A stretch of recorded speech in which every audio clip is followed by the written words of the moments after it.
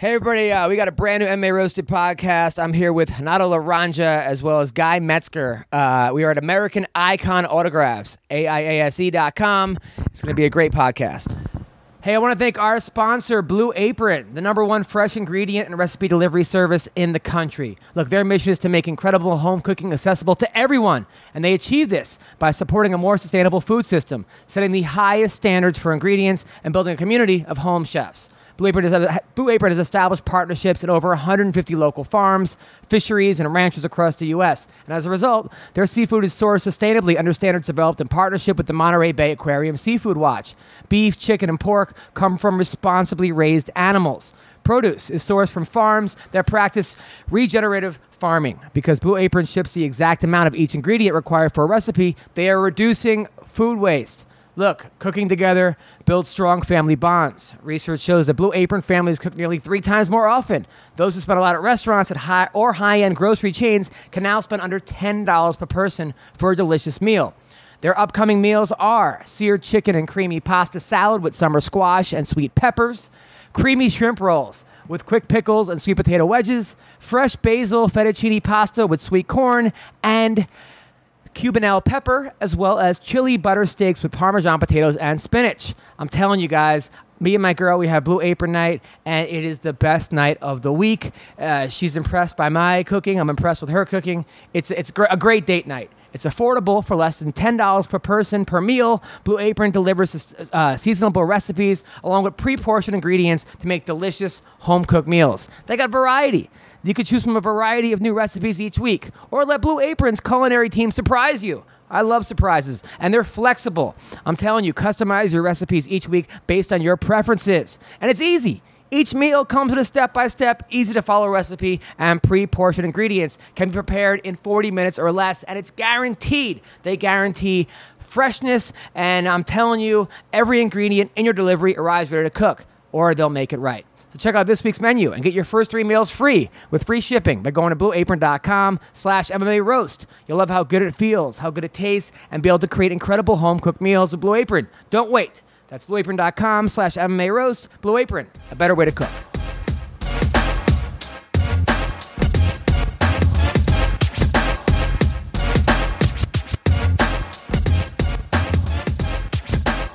All right, hey everybody, welcome to a brand new MMA Roasted podcast. It's me, Adam Hunter. We have the legend, Guy Mezger, in the building. This is awesome.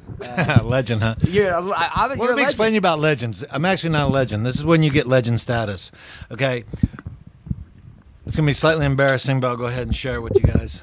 My wife, I don't know if you guys are married or not, but... Just got married last week. No, I stay single. Porra, caralho. Go on. So my wife is telling me to take the trash out. Of course, you know, I said, why are you bugging me? I've already told you I was going to do it 10 times. Let me get to it, right? Doorbell rings. I go answer the door. It's a Federal Express guy.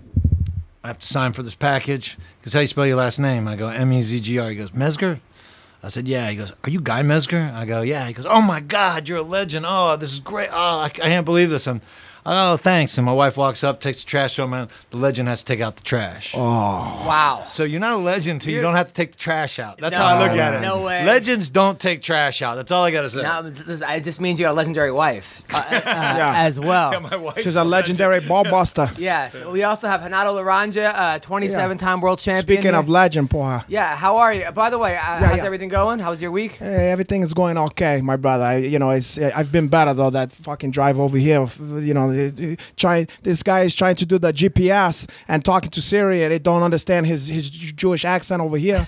And then meanwhile he's like, I gotta keep the AC off so that Siri can fucking hear me. Yeah. He's doing it 20 times, giving the directions. Turn the fucking the AC on. That did happen. For some reason my Siri doesn't work when my air's on, and then I turn it off. Then I'm sweating. And then it still didn't work when you turn it off. Yes, that's true. So I gotta sit here. I gotta sweat my balls off over here. So your GPS tracking doesn't work when your air conditioning's on? Like when I'm talking, the air is like, it's right below, like the air comes out and then people can't hear it. It gets muffled. It's like if someone calls, I have to turn my air off. Because he insists on doing the thing where she have to hear what he's saying, and she can't hear shit. You know, Siri, it's going to be 11257, blah, blah, blah. She can't understand what this fucking guy's saying. Siri's a woman. She doesn't understand you This anyway. is true. It doesn't matter. She don't know where the fuck she's going. Thank you, Guy. All right. Now, Guy, what have you been up to, man? What have I been up to? Well, I'm assuming since quit fighting, you mean? Yes. What have I did? Well, I was. Most of you guys know that I was actually the president of H&Net Fights. Mark Cuban bought my consulting business. Basically talked him into the MMA business. It was actually a pretty cool deal. He calls me up. Actually, what happened was I was consulting for a group called Art of War, a bunch of clowns out of Dallas. They didn't, a bunch of idiots. And, tell us how you feel about those guys. Actually, calling them idiots is nice, and fucking idiots might be a closer you could one. say that stuff. You say fucking idiots. Okay, you allow for whatever you want here. They're a bunch of fucking idiots, right? And but I made the connection with Ron and other guys at HDNet. Basically doing a last minute saving this company's idiotic deal. And so they asked me, they flew me out to Colorado where their the main office is, and we basically discussed the idea of putting MMA on the station. And I had done a perspective on this before, and I basically said, hey, listen, I can charge you $5,000 for this perspective, or I said, I'll just give it to you. I said, but if I give it to you, I would like to be included in what's going on because I think that we can really make something out of MMA. And of course, UFC is just starting to get the wheels turning in the right direction, you know. And so they said, great, we will. I didn't hear from them for like 2 months. I went, awesome. They didn't do it. I said, what a great spiel I did. I should have collected the $5,000, right? But I get a phone call from Mark Cuban, and he's like, hey guy, this is Mark, like we're old bros, right? Like we've been sitting around hanging out at the pool or something. I'm like, yeah, hey Mark, what's going on? He goes, hey man, I want you to jump on a plane and fly out to Vegas if you can, when you can, because I'm out here with the NBA stuff, and I would love to talk to you more about the MMA stuff. I thought it was one of my staff because we always do these we do these fairly elaborate practical jokes. I was like, fuck you. For real? You did it to that? Yeah. And then Mark comes back laughing, and he goes, no, seriously, this is Mark Cuban. I was like, seriously? Yeah. He goes, yeah. I guess, please don't hang up. And I was like, I started laughing, and it was a good laugh. And so literally I flew out the next day, met up with Mark, and it was supposed to be like an hour meeting. And, you know, Mark is very enthusiastic and very energy driven, and you know, we got him real motivated, and he was just like, it turned into be a 5-hour meeting. Wow. And then Andrew Simon, who's still with Access TV, runs as the CEO, and he was there. He was working for another company at the time. Mark ran it by him. It was great. Mark says, hey, would you like to work here? Guy, would you like to be this? I'm like, yeah, sure, that'd be awesome. And he goes, well, you missed your flight going back home. He goes, why don't you stay the night here, and I'll just fly back on my plane in the morning. I said, cool. By the way, spending the night in Vegas as a billionaire is a lot more fun. Yeah, I can fucking imagine. Right.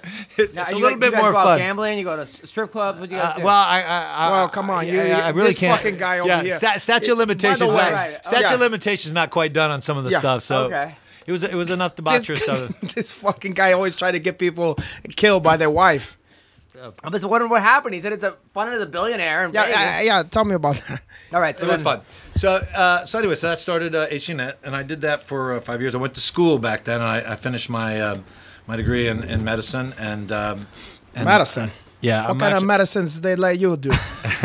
Actually, not that much, but you were smoking some natural medicine over there when you had your long hair, your long silky Indian hair. Medical school? Yeah, but I got my PhD and not a MD, right? And basically, I'm a medical scientist, and but I am involved. I'm also a naturopathic doctor, and I'm involved in a medical practice. So you're a psychologist? No, you'd be an interesting case if we did. I can't imagine that. I got a lot of personality. Yes. Wait. So that's so back when Mark bought you out, I mean, was millions? Did he? No. It was like wasn't that. It was just basically it was just a bonus to start the job, and so because it wasn't, I mean, my consulting business consisted of me. Right. It wasn't like he was buying a whole bunch of assets, But I like that. I like what they have at Access TV. I think they do a pretty good job. They do a real good job. They should have kept what's his name. I don't know why he left. The guy from Australia. Oh, yeah. The I'm not voice, quite. Yeah, the Chevelle. voice. Oh, Shahavel. Yeah, I don't know why Chevelle left. He was great. I'm not I don't quite know. sure either, to be honest. I've been out. Yeah, I haven't dealt with them in a long time. You know, it was a great experience though. But I went, and when HDNet merged with Access TV, it was just a good time for me to leave. You know, we were the number one programming on the station. We had really good reviews on what we were doing, and I enjoy TV and everything, but it's not really my thing. You know, I wanted to do something different, and I tell you, you're newly married here. You want to test the bounds of a relationship. Tell your wife you're leaving a very lucrative job to start a medical practice that might not make money for about 4 or 5 years. Well, I mean, I'm a stand-up comedian. She Anything knows. would be an improvement from that, poha. Exactly. Fucking marry a stand-up comic. I know. So anyway, now where did you grow up? Well, mostly Dallas. Mostly Dallas, and you started karate and kickboxing. I was a wrestler, actually. Wrestler. You Yeah. wrestled high school, college? Yeah, both. Oh, what Well, college wrestled for? So I wrestled Southern Illinois, Edwardsville. Oh, nice. Did Now- wait. Where, D2. that was in Japan, Sonomoi? What is that? Southern what the Illinois. fuck he said? Oh, I thought he said Sonomoi. You're a wrestling school. Southern Illinois. We're not talking about Japan pro wrestling over here. And then when did you first link up with the Lions Den? Oh, well, that happened. Okay, well, Well, what happened to karate class? You're just skipping all that shit? Yeah, because I always thought your background was karate. I didn't realize wrestling was your background. Well, I mean, I started wrestling. Actually, you want to hear a quick story about how I got into wrestling? I was 8 years old, 1976. None of you guys were alive then, except for you. Yeah. Boy, take it easy over here. He was ageless 21 one. back then. Take it all The easy. ageless one over here was around, but the You're rest gonna of you give guys a lot of women a heart attack out there. I told them a lot of different shit. All right, go on. Sorry out there. So the Rocky movie came out, Yes. and it was an amazing movie. You mean Hockey 3? Because there wasn't no fucking hustling in the first one. Yeah, Rocky 3 had Hulk Hogan. Yeah. Thunder Lips, okay? Right, go on. The ultimate male versus the ultimate meatball. Yes. All right, go on. It was an amazing movie, and everyone was cheering on it. I mean, I was one of those kids that just on the chairs cheering it was the best. Yeah, It we was beat by up far the a black great guy. movie. Yeah, we can finally have a white guy's gonna win. There was a fantasy story about a white boy being a heavyweight champ back then. But on. anyway, so I was going to be a boxer, Right. and back then, every rec center had boxing, and so I joined the boxing team at the local rec center. About 3 weeks into it, coach said, "Hey, you wanna spar?" I said, "Of course I want to spar. I'm Rocky Balboa."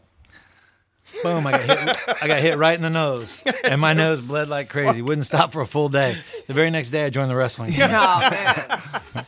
Nice. Done with that. But how'd you get back into kickboxing and karate? Well, actually, karate helped out. Karate helped out with it because I was kind of I wouldn't say a troubled youth, but I was a rambunctious one. Right. And my mom's boss, great guy named Stephen Parker, Dr. Stephen Parker. Great guy. He suggested that maybe I should also do karate on top of wrestling. Oh, wow. And so he took me to a karate program, and it was a great program. I mean, the karate school I was at had 5 world champions that competed, world kickboxing champions, and What karate program? I don't remember. In the 70s, it was what channel was that one? No, not the program, like the karate, the actual program he was in, not a TV program. Exactly, but what program was you on? what style you mean? The Chuck Norris? Oh no, more like kung fu, more like David Carradine? yeah, more like David Carradine. The legend continues. Okay, so I'm trying Okay. to get a real sense of this. Okay, cool. Okay. So you finished wrestling in college, and how did you do in wrestling? I did all right. I mean, mainly I didn't finish college at that point. I got kicked out, and For what? oh man. Oh, here you go again. Well, No, I'm kidding. Okay, I'm What did you just get kicked out for? well, actually, what happened with wrestling was I was actually shot in a drive-by. For you? Yeah, for real. And Wait, where? What? In area? Illinois? No, I was shot in. I was in Indiana. I was visiting a girl in Indiana. God, what luck to get shot in a drive-by in fucking Indiana. That's a new one. Actually, Indiana had a lot of gang stuff going on. That was a crazy thing. You would think no, it wouldn't, but Gary, Well, Indiana, had a lot of it's a gang white things gangs. going on. Actually, it was a bunch of guys acting like Crips and Bloods. Actually, what it was. Wow. No and there shit. was yeah, and so they weren't actually shooting at me. They were shooting at some other guys, and me and my buddies were in the way, and we got shot. It wasn't. Where'd you get bad shot? In the knee. And I got shot a couple times too. You know, I know how it is, man. It's tough out there. Who shot you? You know, let's not get into it. Hey, he's Brazilian, so it'd be his ex-girlfriend. Hey, Right. I've been known to. Was it Eddie Bravo? I've been known to dabble on that. Was it Vinny Magalhaes? No, but Vinny Magalhaes is gonna get shot if he's not careful hunting his fucking mouth. And I saw what happened in Poland to you, Vinny Magalhaes, and I'm keepy chab. All right, I'm so- keepy score. So okay, so you got shot in the leg. So wrestling season was done then. Yeah. And then, it was actually, to be honest, I was cutting so much weight back then that I was actually happy. When you're happy to be shot, once I realized This is a relief. Once I realized that I wasn't hurt that bad, I was like, I don't have Wow. to fucking make weight. Oh Wow. my god!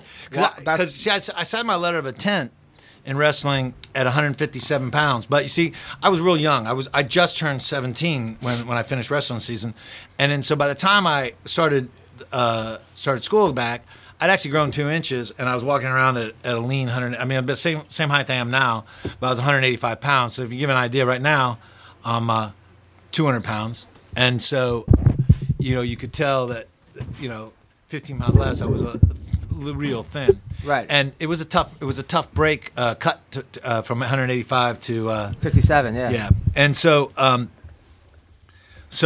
was grateful, and so they had back then they didn't have the protected scholarships like they do now, and they put me on a half scholarship, and I couldn't do that, so I actually took an academic scholarship to Texas Tech, and went to school at Texas Tech for a year, but then I hit a guy, and put him in a coma for 3 days, and Oh, hold up. You mean you hit a guy? Like just a random? You got into a fight? yeah, I got into a fight. Where? At a bar. Actually, okay, so it was a long story, but. A bar and grill. It's like, well, then I got shot, and then I like this story. I I like hit a this. guy, and then he was in a coma. Like, Well, what happened was. are you as detailed as like a doctor? Yeah. If so, I'm not going to your practice. Yeah. Go on. No, but what happened was that, long story short, it was this guy that was always causing trouble for me, and he would never fight himself, but he was a member of a fraternity, right? So he'd call his fraternity sisters up, and it would be, and so it was like miserable for me, I mean, trying to go to school there, with this jackass, and so. I'm out one night and I had a date, which was very few and far between back then. Like, so I'm having a really good time with this girl, and in walks this jackass. I'm like, no, man. I said, not tonight. And so back then we didn't have cell phones, right? So this is in the '80s, and so I knew where he was going to head. He was heading over to the payphone. So I cut through the dance floor, and I met him there, and I was like, Boom. Tonight. Put him in a coma. 3 Put him in a days. coma, 3 days, yeah. So then you got kicked off out of out. Texas Tech. Yeah, I lost my scholarship there for that. Damn. And I got kicked out, and so. That's when I decided to become a professional fighter. So now you got kicked out of 2 schools. You got shot in the leg. Scholarships. 2 scholarships. Your parents must be fucking thrilled. Oh, Then- man, my mom was excited. Yeah, But Frank Shamhawk goes, hey, you're just the kind of guy we were looking for over here. Yeah, is that so? Then how do Sorry, you? not Frankie. Fucking Ken. So how do you find the lines then? Is that when you actually found it? No. This is still in the 80s, guys. I mean, Oh, yeah. It was like 86, something like that, 86, 87. Caralho, how And old so- you are, my brother? You're getting up there. You're Yeah, getting I'm old. there. I'm 49. 49. About to God, be what a. 50. So, yeah, I'm an old man. But you still look good, my brother. You got like a. You remind me like Mark Harmon or something like that. Yeah, you do have a Mark Harmon. I just watched The Presidio the other day Summer for the School's first my time. favorite. Summer School's great. Yeah. But you have that. It's like your season, but you still know how to do what you got to do. So you have a couple amateur fights. Do you go right pro? No, I mean, I'd been fighting. I had been. I fought in karate. I was actually state, national, and world karate champion from age 14 to 20. Well, like Campo or Shotgun or one of them. Well, it was open. I mean, the tournaments were open. I mean, it was. But for you, what was your style? Oh, it was. It was Chung Kwan, but it was more of a Texas American style karate. You know what I mean? Oh, like that kind from Foot Fish way, like Cunha. That's exactly the way. But you know how they have. Actually, that's pretty close to it. Yeah, in the South, when you got those shit kicker, like I can imagine what a shit kicker, Wonder Boy, Yeah. Stephen Thompson. Imagine his father back in the day fucking people up. You know what I mean? They call that guy the baddest man in South Carolina. Yeah. Because he was just using karate and fucking up people. But imagine that, like those kind of shit kicker So with how many? karate. So did you have any amateur? So you had no amateur. You went right pro basically for MMA. No. Oh, in MMA there Yeah. wasn't any amateur. Oh, so you did. That's a new development, my you brother. did a bunch I of- was also a pro. I mean, I was a pro kickboxer. What people don't realize, I had like over 60 fights as a professional fighter. I had over 60 fights as a professional fighter before I stepped in the UFC. And so You want to put that in a different position? Is that the best position for this guy? I don't know. I'm trying to figure out. I mean, maybe like put it so it's I like. hold it. hold Okay, it better. we'll hold it. Well, I just look don't at want that. people to go, I couldn't hear him at all. And Well, no, because because that's gonna happen. I know, Yeah. but because we Okay. don't have the fucking thing, Right, you can't right. tell. All right, so go on. So, anyway, so Okay, settle what down. you Don't talking do- about? no, You talk about UFC. Yeah. Well, I fought in boxing and kickboxing and full contact karate, for a number of years. And really, what was happening was I had a lot of accolades. Like I won the world full contact karate championship twice. Yeah. And I was #1 rated kickboxer, but I wasn't making any money. No and- money. Yeah, not really. I mean, and 50,000 a year. I mean, not even. Yeah. Yeah, I remember the And, days full contact capoeira. I was in there. and how much did you make? Championship. Oh God, back then we wasn't making much, but it was the respect we got. Anyway, Right. I don't want All to right, take away from what this guy is talking Okay, about. go on. So you had won numerous world titles. Well, I won. Yeah, I won that. And it How's he wasn't- gonna wasn't have a lot of money. one fucking numerous world title? He had numerous. It's not just one of that one. I know. So you won the world kickboxing. I mean, Well, I won that eventually. I mean, I wasn't. I was the #1 rated at the time kickboxing. I won the world full contact karate championship. And With the long twice. hair that you had. Did you Yes, have I the had flowing long locks? hair. I grew it out. I Started growing it remember out that. then. Yeah. But- Look but, it I up, mean, people, if no, you I don't mean- know. The flowing locks, as you put it. I never was it- forget it. I Which mean- is by a little disturbing how you put that. He used to look like the guy from Extreme, porra. Right. More than words or Yes. whatever. But You know, he remember were, that? Were they televised these championships? No, I don't think so. So were you getting respect in the karate? Oh well, world? yeah. I mean, that Cover was karate magazines and stuff. or- yeah. Not so much that. I mean, I got a couple of things like that, but I mean, mostly, it was like, the karate world is dead. You know what I mean? I mean, even in the 80s, it was very exclusive just to that. I mean, if you were involved in martial arts, you would know some of these things, but if Yeah. you weren't, there wasn't any crossover. And kickboxing was basically dead in the 90s for the most part until the K1 came on. And then so You had a little ISK shit, you yeah. know, with. So yeah, I fought like that. I fought. Did you fight those guys? I John won- Eves Cherio and fucking. Oh no, they were a little bit past my prime. I mean, I had Anthony Almos was one of my. We were lined up to fight, but Edward at that James point- Almost? Who the fuck? Yeah. Who? Not Edward Anthony- James almost. Anthony Oh, Moses. okay. Anthony. Okay, go Anthony on. Moses. He was a world champ. He Got it. wouldn't fight without leg kicks then, and at that point I was doing leg kicks and so. Were you offered any kind of like movies as far as like Van Damme or Seagal or those? No. See, Really? yeah, because how they're fucking gonna offer Jeff Speakman and they don't offer this guy? Look at this guy here. Yeah, what It's a good looking guy. That's bullshit. How come they weren't giving you that? You know, Man, it's I didn't have the right agent. I guess. unbelievable. And he had the hair, which was the key. The hair was the hair worked. Wait till you see this. It's All right, unbelievable. So The hair you're not worked. making any money doing karate, but you're the best in the world. You was the best around, you You're could the say. best around. Yeah. Nothing could stop and keep you down. Of course so, not. So did you? So then what? Now the MMA thing. Well, that came about because basically what happened was I was like 25 when I saw the UFC, and I was like having to come to kind of a crossroads. What am I going to do with myself? You get that age at 25, and even though when you're my age, you think, oh my gosh, you have forever, right? Back then you think, oh my gosh, I'm 25, I got to figure out what I'm going to do. Oh yeah. And- You think you're old and shit back then. I know Oh, yeah. that feeling. And then I'm you like sitting there being depressed because Yeah. I remember I was in Mexico, on my birthday, going, "Oh my God, I'm 25. I'm such a loser." Now you would What kill am I to be doing?" fucking 20. And Yeah.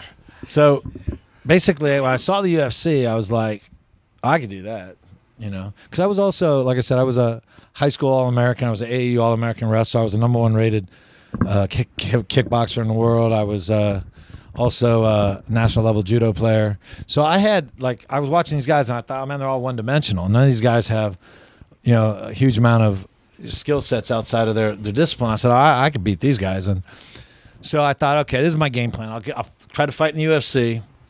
And because I knew they were going to close down the no rules format, I mean, I knew that was going to be a thing of the past pretty quick. So you might as well kick some people in the nuts a little bit and stomp Exactly. some eyeballs out. Make a name for myself. And then I thought, okay, what I'm going to do is I'm going to retire after winning this thing and, and just say, well, I'm the guy who fought in this crazy tournament. And then Did Wait, they have did weight you- classes yet? No, No. huh? Did No, you wait, want no. it to be no rules or no?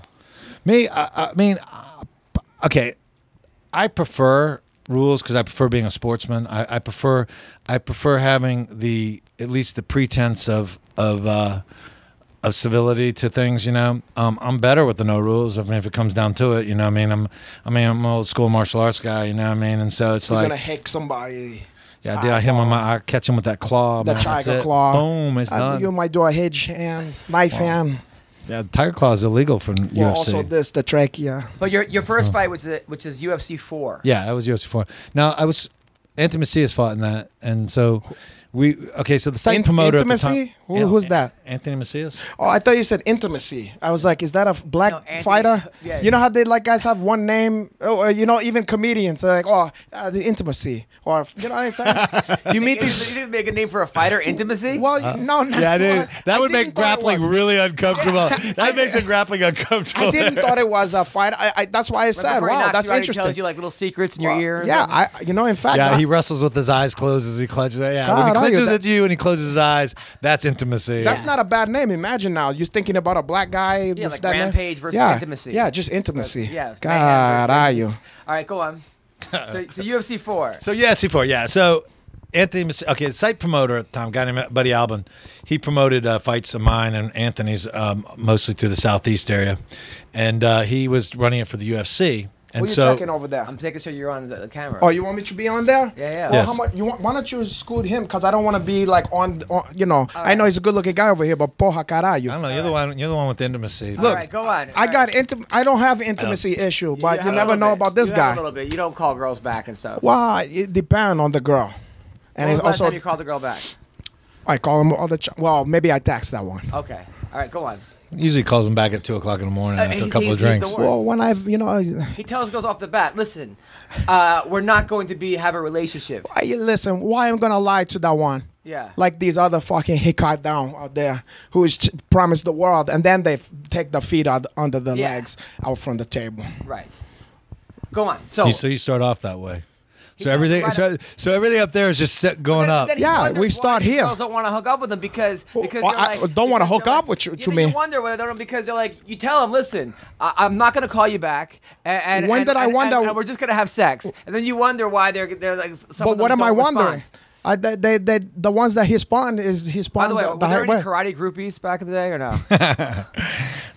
There was a few kickboxing groupies back when I was kickboxing. Really? I mean, you were the best in the world. Were you just like you had the long hair? Well, I had a girlfriend, and she actually, my girlfriend's one who promoted my fights, and so she actually. Double when like Yeah. you got in you and her got in a fight, did she set you up with like Chuck Norris or somebody that was like? yeah. She's gonna set you up with. How would you have done against Chuck Norris? Come on, guys! I get that one all the time. Chuck Norris never fought. And I worked for Chuck Norris. He actually, when the World Combat League, I actually yeah. helped form that together, and I ran that for him for a while. So you would have killed Chuck Norris. I mean, well, Are we I think talking pretty about much, kickboxing or Yeah. what? Yeah, I mean, you're talking. Yeah, I mean, let's put it this way. The thing is that it's hard to compare guys like that because they never fought like we fought. It's a right? different They don't era. have the skill set. Yeah. Yeah. Now, as an athlete and as a martial artist, would he be able to learn that and do well? Yeah. If he was today, would he be a champion? Yeah, he'd be a champion. So it's not apples to apples. So That's you the problem. versus prime Steven Seagal back when he was only like 240. How do you do against Steven Seagal? When he was like 240. Dude, that one is so painful to answer because Why? because he's such a clown. It's ridiculous, and people are like, seriously. This is the problem with our country. They actually think he's a badass. I mean, our country. I have people sit there so convinced.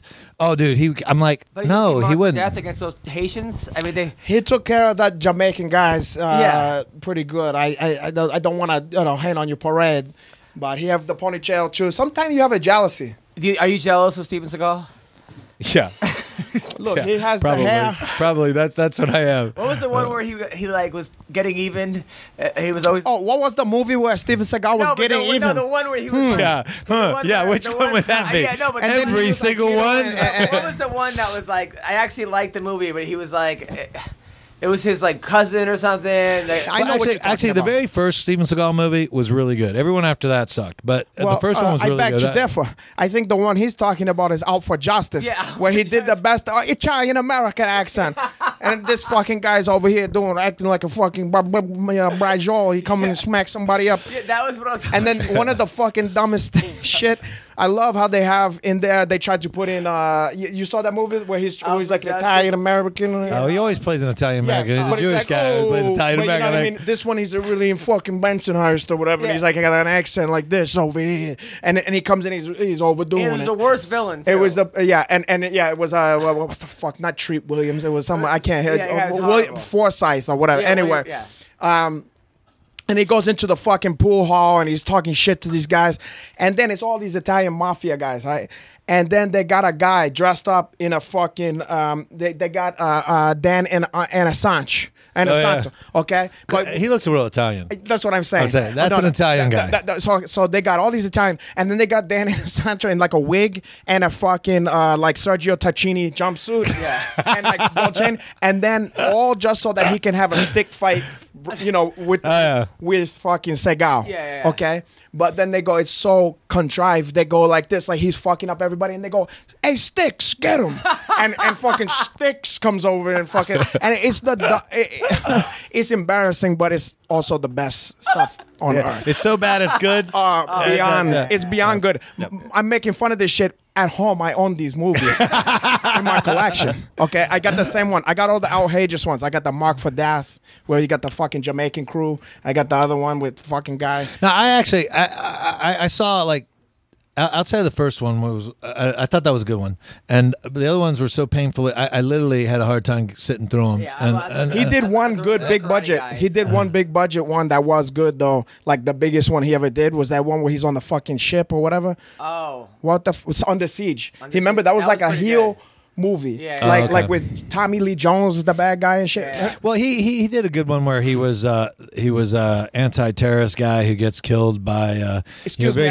I think it's anti-Muslim. Let's not you get watch your P's and Q's over here. Of course. It's a very sensitive chime. now okay, all right. So Guy, so you win UFC. Guy, show some well, that is his fucking name. Okay, sorry. So you win. Is that like a nickname? That's a Dr. nickname. Guy. So you win UFC 4 and 5. Why did you then go to Pancrase? Well, So he can slap the shit out of people. And wear a Hick Exactly. James boots like Boss Wooden. I wanted, Well, first of all, I wanted to always be a superhero, and so I had my superhero costume, obviously, no through the shit. Pancrase. Well, it was more And, a Hick James costume, but hey, like, who's counting? Go on. Hicks James, superhero. Yeah. Well, true, Yeah, he might have been a perspective. superhero to a lot of people. Yes, that's true. But no, but really what it came down to was a couple of things. One is that the UFC was progressively getting bigger and bigger guys. I mean, and they could fight. I mean, it wasn't a bunch of fat boys. You know, it was a bunch of 240, 250-pound guys who could really throw. And, you know, and I walk around at about 200, you know what I mean? So it was like, you know, the realist, you know, I'm like, all right, you know, this is going to be a tougher deal. And they weren't paying a huge amount of money to fight. What were they paying the UFC back then? I don't know what cab everybody was fare. in, but I remember everyone being upset with me because I got paid $5,000 and everyone was all mad at me because I got paid more than everybody at that level. Think about that. thing. But the single combat matches, you know, and so I think most of them were gotten paid like $2,000 or something like that, and so the And the rules were no headbutting and biting. No biting. no rules. No, it was, you could bite. Well, you couldn't Yeah. bite any. Wow. No, you could. There were no rules. You could could bite. bite? Oh, I thought you couldn't bite and fish hook. No, Well, no, you know no. better than me. I don't know. No, they started initiating the no fish hook, and I think after UFC, might have been UFC 5, UFC 6. They had a kung fu guy that I was supposed to fight who backed out My of the fight. favorite guy. Wait, was it the White Tiger or whatever? Oh no. That was my favorite guy, by the way. Kempo guy? That guy was the fucking. Keith Carradine. I mean, Keith Hackney. Keith Hackney. Yeah. That was bar none my favorite fucking guy. Dude, I'll be honest. That guy was tough as shit. No shit. That guy was. Listen. That's the guy you don't want to fight in the bar. Yeah, dude, that's the guy that you look at who you are. He's a bodybuilder wannabe fucking clown. He comes at you like this. You start laughing, and he whoops your ass. I mean, you know, what I mean, He'll he pull was a your tough son of a fucking gun, brain out of dude. your You know? head. And he was a nice man too. I liked him a lot. But We should have him on the fucking show. He'd be great. Absolutely get him. Come on, Keith Hackney, if you're out there. he was really a tough guy. And But so that's not who you was talking about. No. There was some other he only made it on the alternate show. But he fought a Canadian. Was it Jason pro wrestler. something or Silver? No, I don't remember. I wouldn't even remember his name. Okay. I remember his face, but his name. anyway, so he was fighting an undercard fight, like a challenge match or something, or one of the alternate matches. I'm not sure which it was. And he was fighting this pro wrestler from Canada, and somehow, I don't remember how the cut happened, but he had a cut on him. The guy was on top of him, and this guy reaches up into the cut and just starts tearing. Oh, nice. And nice. so, yeah. And so, and I... What a... Yeah. I mean, it was like, what a fuck stick. And then, so right after that... I mean, Mark Kerr was putting his chin in guys', eyes and... Wow. And like, That's they do that in wrestling. Yeah. That's they do that in fucking wrestling. But yeah. I mean, you get that in wrestling. You get that kind of stuff in wrestling. But to maliciously, I always look like this. In fact, like Bob Meyerowitz used to get pissed off at me. He was a former owner of the UFC when it was Cinephour Entertainment Group. He'd get mad at me because I would sit there, and back then. Okay, the guys were too one-dimensional. Okay, so like not everybody could strike and wrestle. Well, I was a good striker and a good wrestler, right? So most of those early matches were pretty easy for me because of that. And so like I'm on top of these guys, and I'd be like, looking at them going, hey, dude, you got to give up because you ain't going to move me, you know what I mean? And I'd hit them, and I'd be like, hey, give up. And I'd hit them, and then finally... You're trying to save them from themselves. Yeah, because, I got to look at myself in the mirror, man. I'm not going to do something I'm ashamed of. And then so... Meyerowitz used to be pissed off. He'd sit there and go, dude, I can't believe he's like, can't believe you would be like that. You got to stop being such a pussy. I like, be careful, Meyerowitz, or what you say to me. Unbelievable. I go, you be careful what you say to me because I don't give a fuck if I ever show up here again. Yeah. Is that what you said to him? Yeah, and I was like, he was a dick. And a scumbag wanting you to be, this ain't the fucking Roman Empire or whatever. Right, of course. Well, that's and like I said, if somebody wants to do that, that's fine. That's they got to live with themselves. I'm just not going to do that. And so that's what really happened. And the funny part is like, the whole UFC thing, the original, okay, this is where people are mistaken. In the original UFC, the very first one, there was no biting and there was no eye gouging. All right. And they challenged these guys. But as soon as that came out, all the death karate guys, I swear to God, all of them goes, well, you can't attack the eyes. I mean, this is not. No, I'm like, if your entire system consists of me poking you in the eye, all I can imagine is them going around going, little, come on, little curly and molar.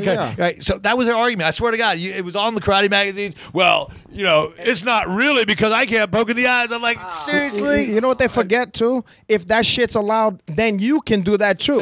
Or like guys who say, well, I would just use a gun. Well, guess what? We could have a fucking gun too. You know what I mean? Stuff like that. Stuff like that isn't. And I've been in street fights, so I've been gouged. I've lost some of my vision because of it. It didn't stop me from killing the guy, beating the shit out of the guy. Yeah, it make you even more. Yeah, it made me hurt the guy. And so 3-0 though. Well, you're cutting this guy off. He was about to tell you some nice, good stuffs. Sorry about that. Okay, but whatever. Who cares? No. What I was saying, what I was going to finish up is that all the death karate guys and everything like that. So after UFC 1, they all complained about that. So at UFC 2, they took all those out. So that's why people thought there was that rule. But after UFC 2, they said, oh, well, we won't do it. And it's funny because all the death karate guys, all the death martial, they got crushed. They got crushed by sports guys, because I keep telling them, I said, listen, sport martial arts, it's not death match, but it's more close to a death match than, simulation bullshit that they do, and that's why you got crushed because you guys don't fight. Right. You're not in condition, as we know. Fighting is a different condition than practice, right? You got to be, really do it, and that's why the wrestlers, guys like Mark Coleman, who never boxed a day in his life, crushed guys. Why? Because he's a badass wrestler with 300, 400, 5,000, 6,000 wrestling matches. I mean, he wrestled more than me, and I had over 400 wrestling matches, growing up. You know what I mean? So he probably had thousands of wrestling matches. Those are 1,000 fights, 1,000 more experience than those schmucks that do lift arm and block here. When the stiff arm knife attack comes, this is what you want to do. And so that was probably the most enlightening part about the thing. The UFC changed the way we do martial arts. Oh my God, yeah, of course. And because I used to say it myself, like I did karate, and I had karate guys that go like, and I wrestled, and I go, dude, I just take you down. They go, well, I'll sidekick you. You sidekick me now, I'm still here. So what's gonna happen when I grab your leg and slam you on the ground? Right. And so because there's a lot of hypothetical shit, and not you seeing it over and over. You're getting experience taking the guy down. You know what that feels like. Yeah. but they imagining the shit. Let's be honest, man. I wrestled before I ever did karate, and even when I was I was a badass karate guy. I mean, I still wrestled guys. I shot in, did a split single, slammed them on the ground. Yeah. Nobody ever got up and kicked my ass after that. Why take the Nobody damage? did. Right. You know, I mean, yeah, and so. You know, so the thing is that that's probably the coolest thing about old school, you know, the old school game. And the difference between like the old school game and the new game is the fact that the old school game, I don't glorify it because the athletes are much better today. I mean, if we had no rules today, we'd probably take guys out in body bags. But the thing is that because no one knew how to train for that shit. I mean, how do you train for freaking no rules, no time limit against a guy who knows how to fight? There were also some very good athletes back then. I mean, Coleman. Well, oh yeah. Well, no. I'm not. Oh no. I think the athletes today would win today too. I mean, you know, I was one of those athletes back then, and I was, you know, I was at the beginning and. You know, and I fought all the way through to the MMA rules. I went from NHB to MMA, but I think the difference that the real difference in whether you like it or dislike it is the fact that you had to finish fights. And see, the one disappointing part about that I don't like watching in these matches, and same thing with jiu-jitsu matches and stuff like that, is that these guys don't try to go for a finish. Yeah. They go to win the rounds, and they go for points, and stuff like that. And so, you know. And that so the reason that it's so much different is because you didn't have a time limit and you had to finish the guy. It was going to go forever until somebody got stopped, right? Yeah. So that changes the dynamic of the game up a tremendous amount. Then, okay, I'm going to go for 15 minutes. I'm going to train for 15 minutes. I'm going to get a decision one way or the other. So it changes that. It's not better or worse. It's just different. Right. So when guys sit there and go, oh, this and which is better, I go, it's apples and oranges, you know what I mean? I mean, they look a lot. It's like rugby and football. It looks a lot alike, but a little different. But also, I mean, don't you think also, you know, like when you were training to have fight sometimes 3 times in a night, like that. Plus, you didn't know what you were fighting. Yeah. You know, I mean, you know, you signed up and it was like, oh yeah, then we got, you know, and then they make the announcement. Everybody's in. Okay, we got a jiu-jitsu world champion. We got a boxing world champion. We got a kickboxing world champion. We got a judo world. You're like, oh shit, now I got to prepare for this, and you know. And like you're fighting in 6 weeks, you know. So you're like, you wasn't choosing you guys and shit. Yeah. So you're like, so you're like, you know, it's like I said, you make the comment about my cutting my hair, right? You know, well, I wasn't worried about my hair against the other guys, but then when the tournament, Art Davies, you know, calls me up and goes, hey guy, we want you in the tournament. I go, well, who's in it? He goes, well. You know, we're not. Art, tell me who's in this. Come on, I've been around. He goes. Well, you know, we got, you know, Royce Alger, 2-time World Cup champion, 2-time NCAA champion. I'm like, oh shit. Yeah. You know, they had Ensign Inoue, world judo champion. I'm like, oh shit. You know, and then we had Christoph Lindinger, you know, 3-time national judo champion. I'm like, oh, well, these guys don't screw around. Yeah. It's time for a haircut. Right. But also, I've been slung around by like a doll, man. You know, by those guys. If you can look up, if they have on YouTube, you can look up one fucking guy who was grabbing up that beautiful long locks that he have. Who was that? What was his name? I can't even remember. Michael.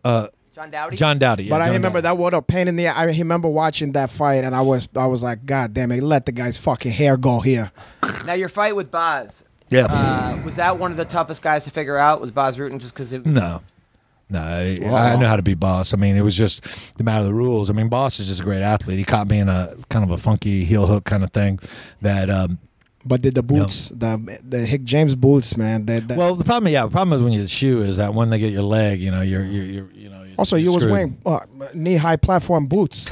I mean, what the fuck else you gonna get heel hook? It's screaming down. Yeah, well, the shoe, the shoe really was the main problem. If you who made that shoe? Florsheim?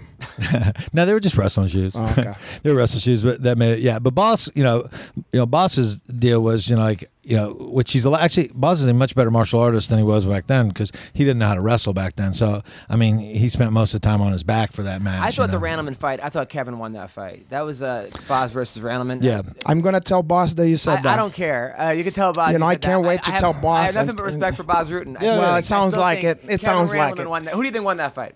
Well, God rest his soul, Kevin Handelman. But if Boss is here, Boss Handelman. Who do you think won that fight? I'll be honest, I only caught part of it, and the part that I saw, because I was actually there, and we were in the back, and so I didn't actually see most of the fight, and I've only seen parts of it outside of that. But, yeah, I mean, the thing is, Boss, like I said, Boss took the damage on the thing. So I would say, yeah, if you looked at who took the damage on that, Boss definitely was one who took the beating end of that. But I always I almost intentionally didn't ever really look at it because Boss is like a dear friend of mine. Yeah. And I didn't really want to ever say, yeah, Question you lost or not, right? You know what I mean? Yeah. And so I kind of intentionally didn't, like I said, I wasn't there for it because, like I said, we were dealing with our own issues that night, with stuff after the fight because that was a championship fight and we were, last fight and we had to deal with our athletes that were competing. We had to take care of them. And so the fight was over by the time I kind of got back into it.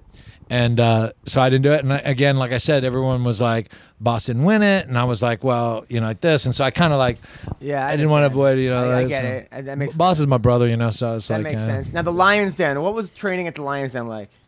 Well, it's funny. I'll tell you my experience with the tryout, the infamous tryout. It was actually kind of I met them at UFC 3, because they had me fly out there because I said, I got to see this stuff in real life. And man, dude, it was a circus. I mean, Chemo had a bunch of freaking juice bag douchebags there that were just like things. When he had the cross. Yeah, well, that part. Was later? Was that later? That came in the event. We're talking at the hotel. He had 15 or 20 cronies. They're all a bunch of big fucking douchebags. And they were giving you a hard time? Or like not? Huntington Well, they were Beach giving everybody a hard guys. time, Yeah. And But I thought he was a man of God. Well, I'm sure they all were, but they're all a bunch of hypocrites is what they were. And God, we're gonna pretend he didn't say that. Go on. God will forgive me. Whether he forgives them or not, I don't know. Right. But I can't believe you said that. But anyway, so and then of course the Gracies, the Gracies were all had the flare up too, and so everybody. What do you mean by the flare up? Oh, they were. Oh hell, man! When Chemo ran back in the thing, the whole Gracie clan and all the guys, they were going to go to war. They were going to beat up everybody. Literally, I remember going, "You're out of your minds, guys. You're going to go attack the group." And they're like, "They disrespected us," and I'm like. This is America. And I said, this is America and this is the South, okay? Yeah. You look Mexican. They're going to shoot you. but I thought you said that the Gracies had the clan with them, so... not the Ku Klux Klan, the Gracie clan. The Gracie clan. And so... I didn't know they had a clan as well. I'm confused American history. Don't you think the Gracies would have beaten up all these juiced up roid heads? Probably, yeah. But but it would have been it would have been another black spot on MMA. It's not like my brother, African American spot. Yes. You're batting 1,000 over here. All right, go on. Yeah, I mean, it was bad enough. We were catching enough flack, bad enough. And it was so crazy going on there. I was like, man, I don't know if I want to be involved in this, man? Because I always considered myself the fighting aspect of what I did as an athlete. I mean, I like the rules. You know what I mean? I liked it just because for my own sense of power, of common decency. I like to think of myself as an athlete, not as a killer, right? And so the And what hotel are you guys at, by the way? Is this like at the Motel 6 where this is going on? No. This is a really nice hotel. I remember it was in Charlotte. I don't remember the name of the hotel, but it was nice. And so it was like a head hoof in or something like that. Maybe. So it got so it all got so it was pretty crazy. And so I'd actually met Ken, Frank, and Bob at the event. Wait, and Bob. Which one is Bobby?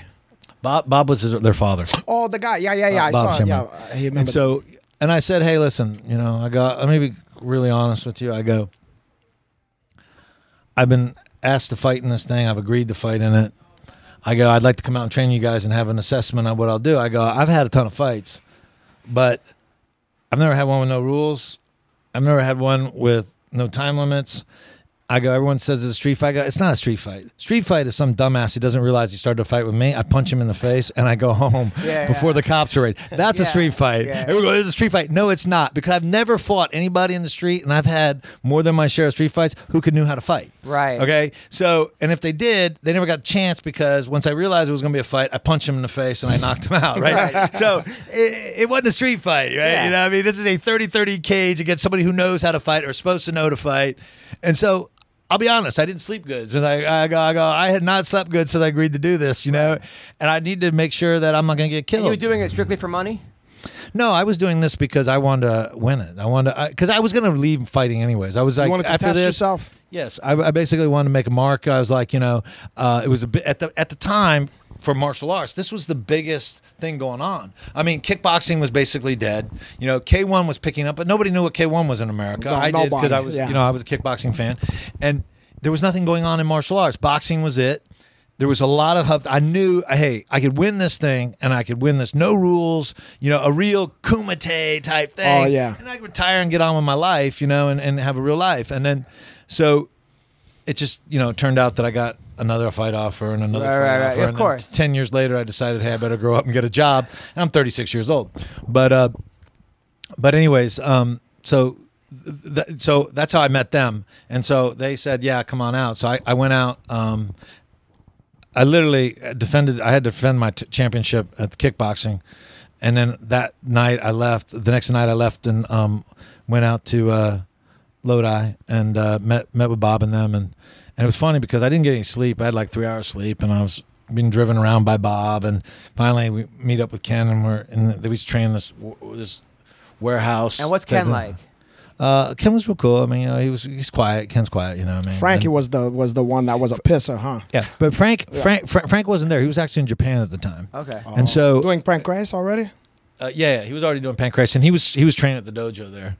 And so so I was there, and I met the crew, and then so Ken's like, hey, would you be interested in trying out for the team? And I was like, I didn't really think about it, and I'm like, yeah, why not? Because I never really had a, I like in kickboxing, I formed my team. I mean, I got my trainers, I got the people. You have to try out. Yeah, and so I was like, he goes, yeah, let's do this try out. I'm thinking, all right, what is it going to be? So I said, yeah, sure. He goes, all right, we'll go ahead and get dressed. And so, and this is on 3 hours sleep.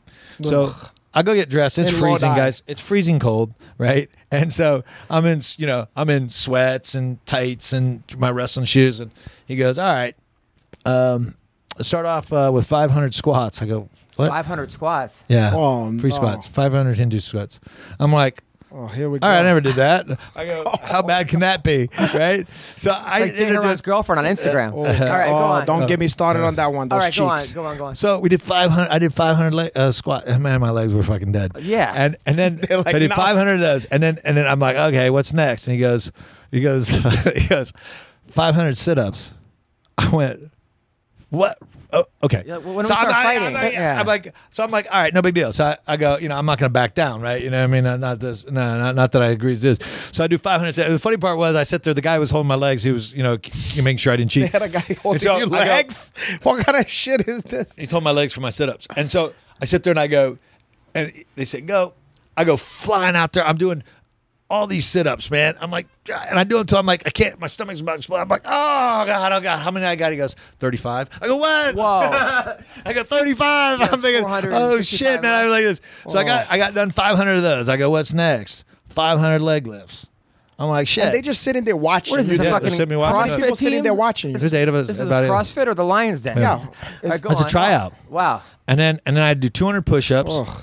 And then I had to run a mile and a half, and I had to walk. The funny part was the kid was pitching me. He goes, he was getting mad because like I was like, I was acting like I was scared. I was dying, but I was acting like this ain't shit. Right. Like this is all you guys got. Yeah. And so we're running, and I have to run a mile and a half like in 12 minutes, like easy, right? So, but my legs are shot. After all this shit. But my legs are shot. So I'm trying to take it easy, right? So I'm running, and this guy kept going, "You better hurry up. You're gonna get this." I'm looking at my watch. I'm fine.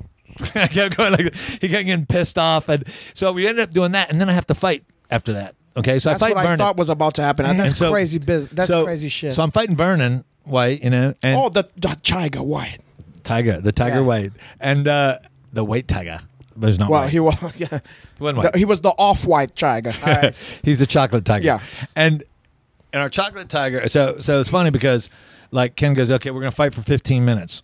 I was like, oh, okay, fuck. All right. So but I'd watch Vernon move and I realized he couldn't wrestle, so I said this can't be that bad. And But so, he's full strength. He didn't. yeah, he didn't do any of that stuff. Oh my and god. So we get going and it was funny because they started going, all right, listen, if you get you in something, you can tap out, but just don't quit. All right? Tap out, just don't quit. What'd that mean? Meaning tap out, but don't like say I had enough, right? Right. Because they stand you up. You had to fight 15 minutes. Didn't matter how many times you got tapped out. Oh, Right. okay. You had to okay. fight. Oh, God, are you? And so we start off, and I'm like, they think this guy's gonna kick my ass like this, and I caught Vernon with a liver punch like about 2 minutes into it. He went down. No way. Yeah. And so he gets up, he gets going And did again. you know who Vernon was at this point? Like, No, I didn't know any of these guys. But he probably wasn't nobody. Yeah, he was. He was fighting in pancreas, but the only guy I knew was Jason DeLucia because of the UFC. That's who I was thinking about when you said Kung Fu guy. Oh, Jason. I was thinking because he was kind of like a good-looking kid, like looked like Italian kid. Yeah, DeLucia. Yeah. Well, come on, Maron. What is this? All for justice, Paul. All right. Okay. So Don't make me call so you sticks dropped over here. Vernon White. So anyway, so we ended up fighting. Like I said, he couldn't really wrestle, and so I just used my wrestling basically overpower him. But I remember like they were like, it was funny because then it started going instead of like trying to cheer me on, they're trying to cheer Vernon on. No way. Yeah, like come on, Vernon. And then so at one point they go, you can hit him when he's down because I mounted him, right? You know? And I looked over at Vernon. I was like, I leaned over, like I was like, hey, dude, don't worry, I'm gonna hit you. Is he wearing headgear or no? No. Come on, my brother. You think they're gonna have headgear after this story? So I leaned over and I go, hey, dude, don't worry, I ain't gonna hit you. When I get you like this, I lean up and Vernon punches me from the. No way. I'm like, dirty motherfucker. Well, it was open hand. But he open hand right Still. in the face. I'm like, really? so I started going to town on him, and so the thing was there was a clock in the back of the thing, right? It was this obscure place. So I kept looking at the clock. I was like, oh shit, 20 minutes has gone by. So I tell him that 20 minutes. Yeah. Whatever. And literally, I went for over 35 minutes. Wow. I was so sore. I literally couldn't train for 2 days after that. So after that, you were part of the team. After that, I was part of the team. Now your first fight against Tito. Did you know how good Tito was? Or? No, I didn't know anything about him. I knew he was a wrestler. I knew he was a state champion wrestler, and but I didn't really know much about him. In all fairness to Tito and the stuff, he was hanging around a bunch of clowns, with Tank Abbott's people, but he wasn't a clown. He was a really good fighter. But how much was that like rivalry between his team and the Lions Den? There wasn't anything really going on with that. Okay. I mean, the fact that you had Tank, who was always just causing trouble for everybody. I mean, he was just a walking troublemaker. That's hard to believe. I know. But didn't Tito have a shirt saying you were his guy? No, that happened in UFC 19. Oh, UFC 19. Because he was killing everybody, and that was the one guy that fucked him up. Yeah. But when he's wearing that shirt, are you just like fuming? Did that get to you, or did you laugh at it, or? I don't know. It's like one of those things where I was like, seriously, dude. I mean, fuck, And I made a bad decision taking that fight. A couple things. One, I'll be honest, I underestimated Tito. And you mean the second time? Yeah, the second time. Because as much as everyone thinks like the fight where I caught him, I was like, I was never hurt or never was in danger. I mean, as much as he had me hit me with those knees. I mean, it was just like I wasn't ever hurt at that thing. And I was just like, I'm not going to have a problem with this guy. And I didn't train the way I probably should have. And to be honest, I was sick and I just underestimated him. I didn't think I would do it. And I paid the price for it, and so it's weird, I mean, Tito and me we're not blood brothers or anything, but it's funny because we sit around and talk about our kids now. And oh, nice. Oh, you friends with Tito? Yeah. Wait, where you live these days? Well, I live in Dallas. Okay, but you I run into them, all the different events. I'll run into them, and so and it's funny how time changes things. I think. Of course, you guys got I think a lot of kids and Tito. stuff. I think a lot of Titos would probably want to do things differently. If he did, things. I think he got an appreciation for, what it took and respect that it took to do it. I think that he didn't really have it first. Now you fought, some legends between Vanderlei Silva, Chuck Liddell, Sakuraba. Yeah. Who was the best guy you think you fought? Oh man, I mean, it's so tough to put because he's brought something different, and thing. Like Chuck, he was one of the toughest guys I fought, and he was the hardest hit. I've never been hit that hard, and in fact, I've never got actually knocked out. I've been hurt a couple times, but I never got knocked out. He knocked me out, and he could take a shot. I mean, I knocked him down in the fight. I hurt him several times in the fight. That's a barn burner. Yeah. That's a I knocked him down. I knocked him. I knocked him down once, but I hurt him several times, and he still came back and got me. So I'd say he was my toughest guy. Yeah, he was by far the toughest guy I had. But you look at like. Who I think was the smartest fighter out there, Sakuraba by far was the most clever fighter out there. He was most dangerous, with him, and as much as the whole bullshit with that thing, is like I was a spoiler there. They brought me in to lose. They gave me 2 weeks to go on that fight. Literally, a lot of squirrely shit. Dude, I believe it or not, I had the flu and a broken foot on that thing, but they gave me so much money as I fight anybody 15 minutes. And that was the deal. See, they didn't realize the contract, and other guys had the contract, it was 1 15-minute round. There was going to be no overtime. You make a decision. But they were trying to set up the whole Sakuraba versus Royce Gracie deal. And suddenly he loses to me, and they change everything up, Right. which is typical over there. They don't have a boxing commission. Well, they what don't do you have think things about like Amanda Nunez last week pulled out of her fight because she had mucus? She had a problem with like mucus. I mean, do you think these guys or girls now? It's just like, would you ever pull out of a fight day of the fight? I've never. Listen, I fought times when, like I said, I should not have taken the fight with Tito because I wasn't feeling well. That Sakuraba fight. I literally was recovering from the flu. That's me. I'm not going to put my judgments on other people like that because I don't know what was in her head, right? I don't know what it is. Now, on the surface, I'm thinking she probably committed, job suicide now because she's going to have a tough time. She's going to have amazing fights to get back on the card on the thing because she's become unreliable. And, the one thing with me, I was never scared of anybody because I figured I could figure out I can beat anybody. I can figure a way. I have no delusions about how great of a fighter I am, but I'm one of the smartest fighters out there. And I understand my skill sets really well. And I know how I can, and they're varied. And so I always figured I could figure a way to beat somebody. So I was never fearful of fighting somebody. So it didn't matter who I fought. And as they got better and better, and of course, as we had more film and stuff, it was easier for me to figure out, because I could figure a guy out. Okay, this is what I got to do. This is what I got to do. And so to me, with her pulling out like that, it's like, it doesn't shine. Mucus. I don't mean to it was something else. She plus- Well, we don't know. I mean, they were cleared. She was cleared, from what I understand. She was cleared not once but twice by the med staff. So, but you know what? The problem is simply this: is that they're putting their life on the line, and that sound. People like trying to make that sound like it's dramatic or something. Yeah. No, you are. Yeah. People die in the sport. People die in these things. Your life, every time you get punched in the head, and believe me, I'm a functionologist now. Your life is shortened because of that.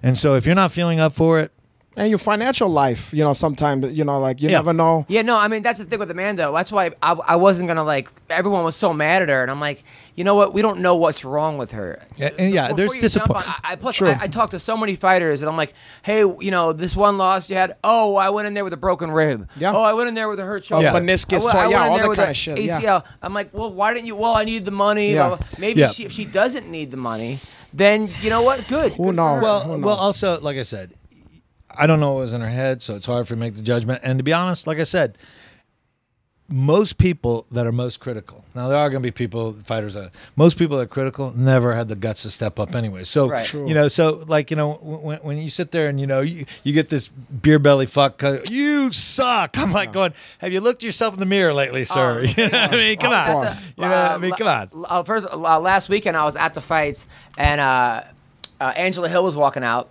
and I was cool because I got to shake everyone 5 while they were walking out, and then and I was like, I like Angela Hill, she's a friend of mine. Yeah, she's cool. And then somebody behind me is like, "You're gonna lose, right?" Nice. And then Angela's husband gave him the middle finger as walking. I was like, but who would yell, "You're gonna lose" as they're walking? So many of those guys. That's why sometimes unless I got dynamite seats, I prefer not to be at the fucking fight.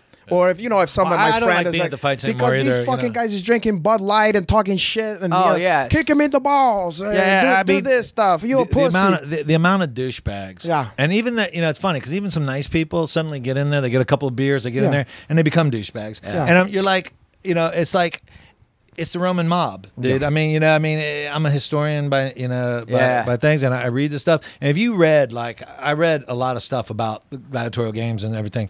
And if you read, there's a famous philosopher, Cyrano, and he was about just a little bit after Augustus Caesar, and so he lived longer like that. But he talks about that, right? And if you hear his talking, you'd be like, holy crap! He could have been talking about the UFC talking fans. about now. You know what I mean? It's just the same. People don't change the same shit. Yeah, and so it's like you got to, I mean, okay, a prime example, who's phenomenal at working the mob. You know, McGregor. You know, he works the mob great. Somehow they think that there's going to be a competitive boxing match between one of the greatest boxers in ever and a guy who, listen, McGregor is a really good MMA guy, but I don't think he's the best either, right? You know what I mean? So, he's just smart as hell. I mean, he's something and so else. More power to him. Him getting this, I'm like, oh my God, it's great. This is like the greatest con job in the entire world because I have people literally come to me and go, what do you think's going to happen?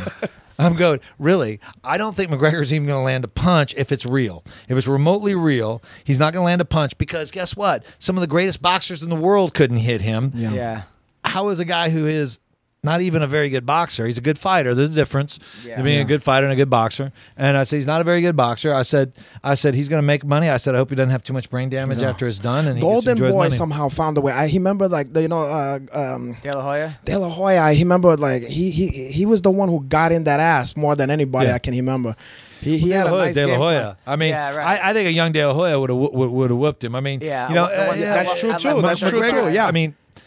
And he almost won that fight. Yeah, Mayweather's kind of famous for fighting the legends near the end of their career. Right, exactly. You know what I mean? Yeah. That's why he, you know, as much as he wants to be recognized as the greatest, he won't be because of that. No. I think also his attitude. People don't want to give him the recognition because you know I'm what the greatest. He doesn't do it like Muhammad Ali did it. You know what I mean? You know what the thing is because the way he talks shit is like.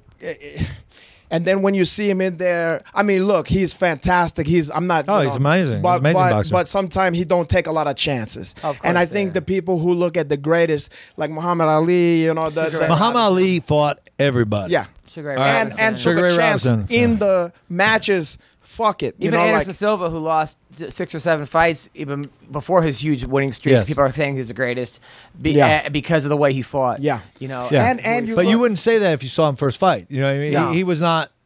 But you look at Conor McGregor. He didn't look like. I mean, when I saw him fight in the early days in Pride time, I'm like, Well, he Ochonan beating him. And then, boy, did that mediocre turn into great real quick, you know. So absolutely, it was crazy. By the way, so Monday I had a show at the thing, and Amanda Nunez comes to my show. Yeah. Dean Thomas is like, hey, we're going to bring Embedded. I'm like, great, this is awesome. So she comes, and I'm making fun of her. I'm asking her if she wears the belt with her wife on top, all these lesbian jokes. Everyone's laughing. Lesbian. She's loving it. She's laughing at everything. I watch Embedded. They cut me out of the whole thing. They put Dean Thomas on.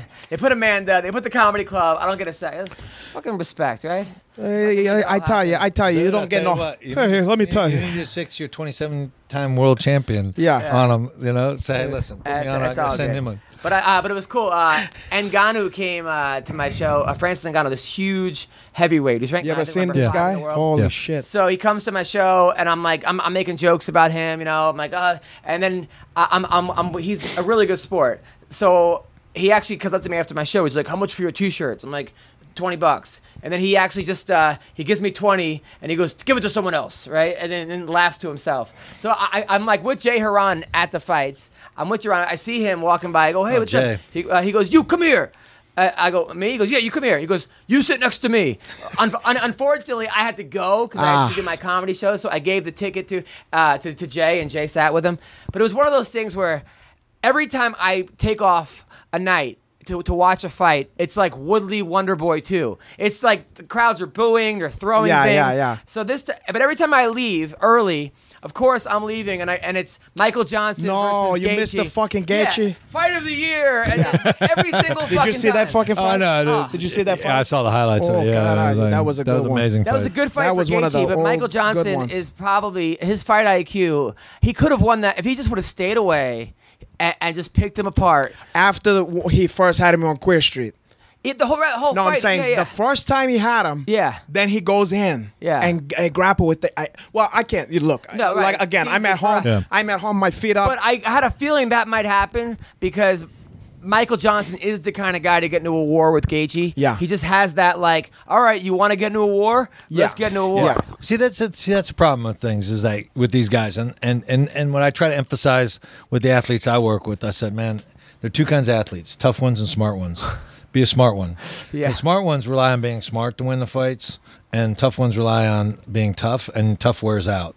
And I tell people all the time, it's like what people don't realize is I had really 2 careers. So I had 60 fights going into UFC, and I had 60 fights in MMA. There's some that aren't on my record when they did these fights in Oklahoma. Same and stuff, stuff's with me. Yeah. A lot of my fights ain't on there. Yeah. But I've had 145 professional fights. You know what I mean? Yeah. And the reason you can have 145 professional fights because you're smart enough not to get hit that much. You know, and that boxing lesson I got when I was 8 years old had a profound effect on me that I didn't want to. You also left on a win. A lot of these guys that they win and they don't say okay, I'm good to go. They go, hey, I won. I could fight again, and they lose. It's like Vegas. And they go, I don't want to leave on a loss, and they fight again and again. Well, and next thing you know, it's 6 losses in a row, and you're BJ Penn, and you're like, people are like, well, careful what you're saying over here. I love BJ Penn, but what does he have to prove? Yeah. What does he have to prove? Who knows? Well, it's I'm not sure, because it's not money for him because he's financially pretty successful, and so what is it? You know what I mean?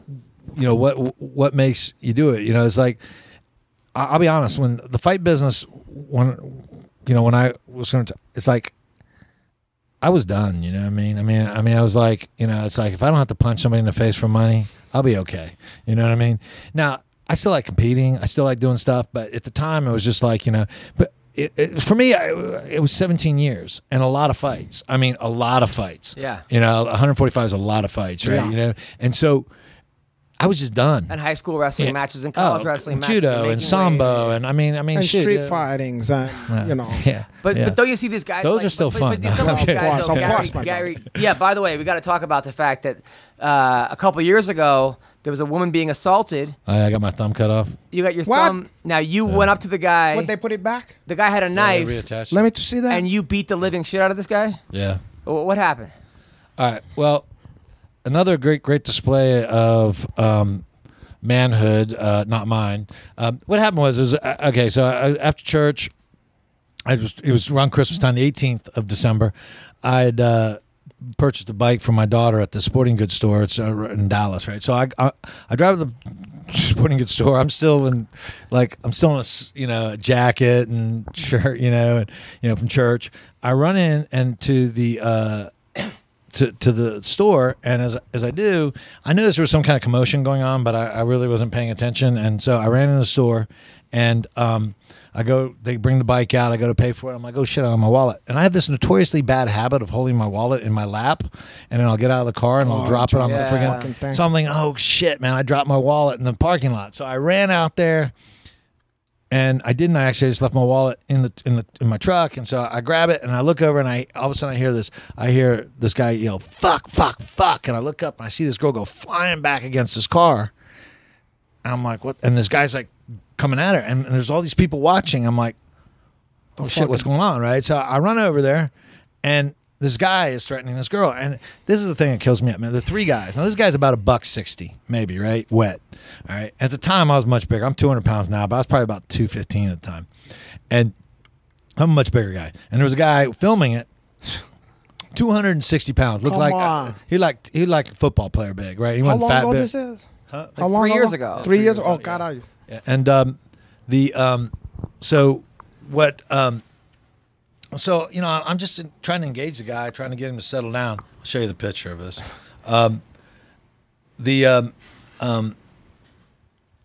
So I'm not trying to settle him down, and he's like, if I had $1 for every time I heard someone say this, you don't know who you're fucking with. Everybody is that guy. Yeah, okay. Yeah, but you don't know because the guy who you really don't know, that's the one that starts fucking you up, and you find out that you shouldn't have fucked with him. Who says that's the guy Mezger? Like you don't know who because you're he don't know. Really? I fucking obviously he don't know. Chuck Liddell and Sakuraba. Well, he don't know that shit. If he knew that, he would have apologized. 4 and 5, whatever. All right. So what happened? Look what he did. Oh God! Isn't that great? So the guy says you don't know who that. You can see the tendons. Wow. And stuff. And we're looking right now at your thumb. Should I bring up to the No, camera? the camera's off. The fucking battery ran out. Like 5 minutes ago. Why you didn't? The first hour. Why you didn't tell me that? All right, go on. The second hour, I had planned a lot of stuff. All right, go on. So then what happened? So all right, so the guy starts. All right, so I turned around this lady. I go, has anybody called the cops yet? She goes, yeah, I just called the cops. All right. So I go, listen, dude, settle down. Cops are on their way. Nobody's hurt. It's Christmas. It's chill. He goes, you called the cops? I go, yeah. And he starts charging at me. And so I'm like, you know, I just grab him and sling him. I go, settle down, dude. You know, and he comes at me again and he kind of locks up. And I had a bicep trap on him, an overhook. And I was like, settle down, dude. And he bites me. And so I threw him a head and arm throw. And like I said, man, I was 215 at the time. He was like a $160, dude. It was like he landed right on his head, knocked him out. I thought I killed him.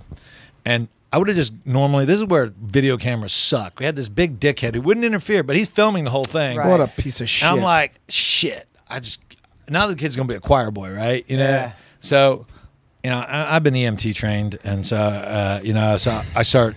And the funny part was, I'm actually talking really loud because I'm not really talking to anybody. I'm talking to the camera. You know? I'm like his pulse is fine. I'm checking his eyes. He's okay. He'll be all right. Like this. And so I revive him, and he starts coming to. And so I was like, all right. So I walk up to this girl. I go, hey, listen, you got 3 seconds to make up your mind.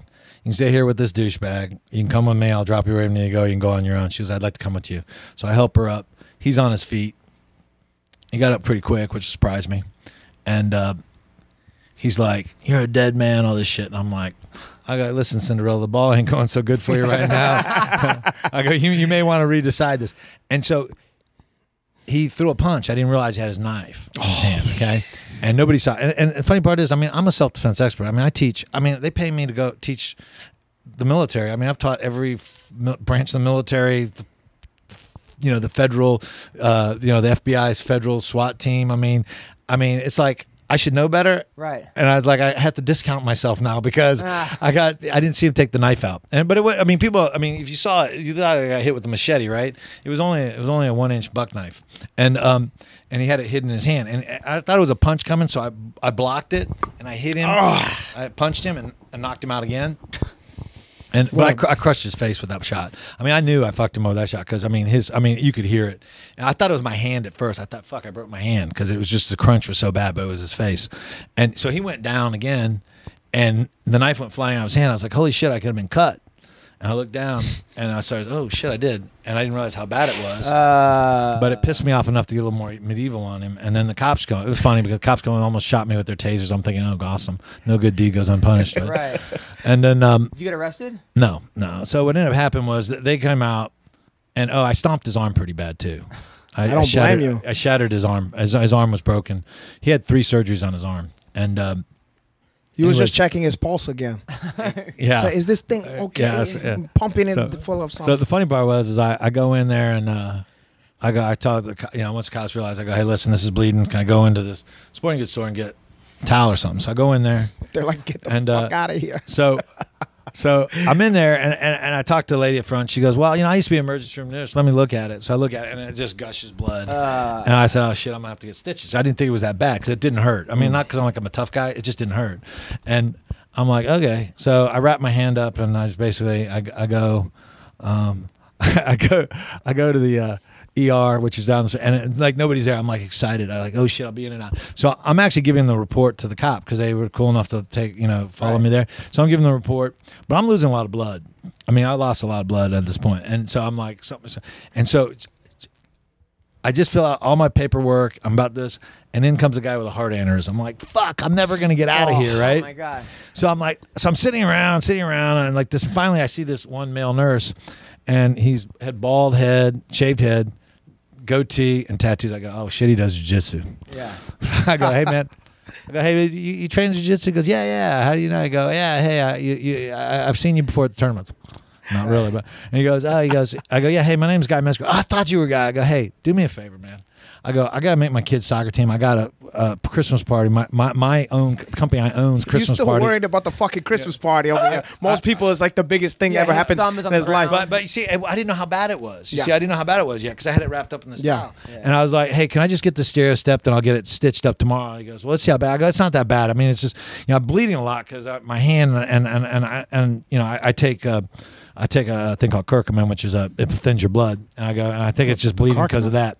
And he goes, yeah, let's look at it. And then so when he ended, I looked at him like, oh shit. And he goes, oh dude, he goes, party. So we gotta put you out. He goes, you can't move your thumb. He sliced through all your tendons. And then I realized that. So I snapped that shot that you saw, I sent it to my friend who's an orthopedist. I go, who in your practice does? This is Sunday, right? Aren't you a doctor yourself though? I'm not an at this point. orthopedist. Oh, go on. Oh, okay. And I got to operate this on 3 years myself. ago. I don't do. That's not the kind of medicine I practice.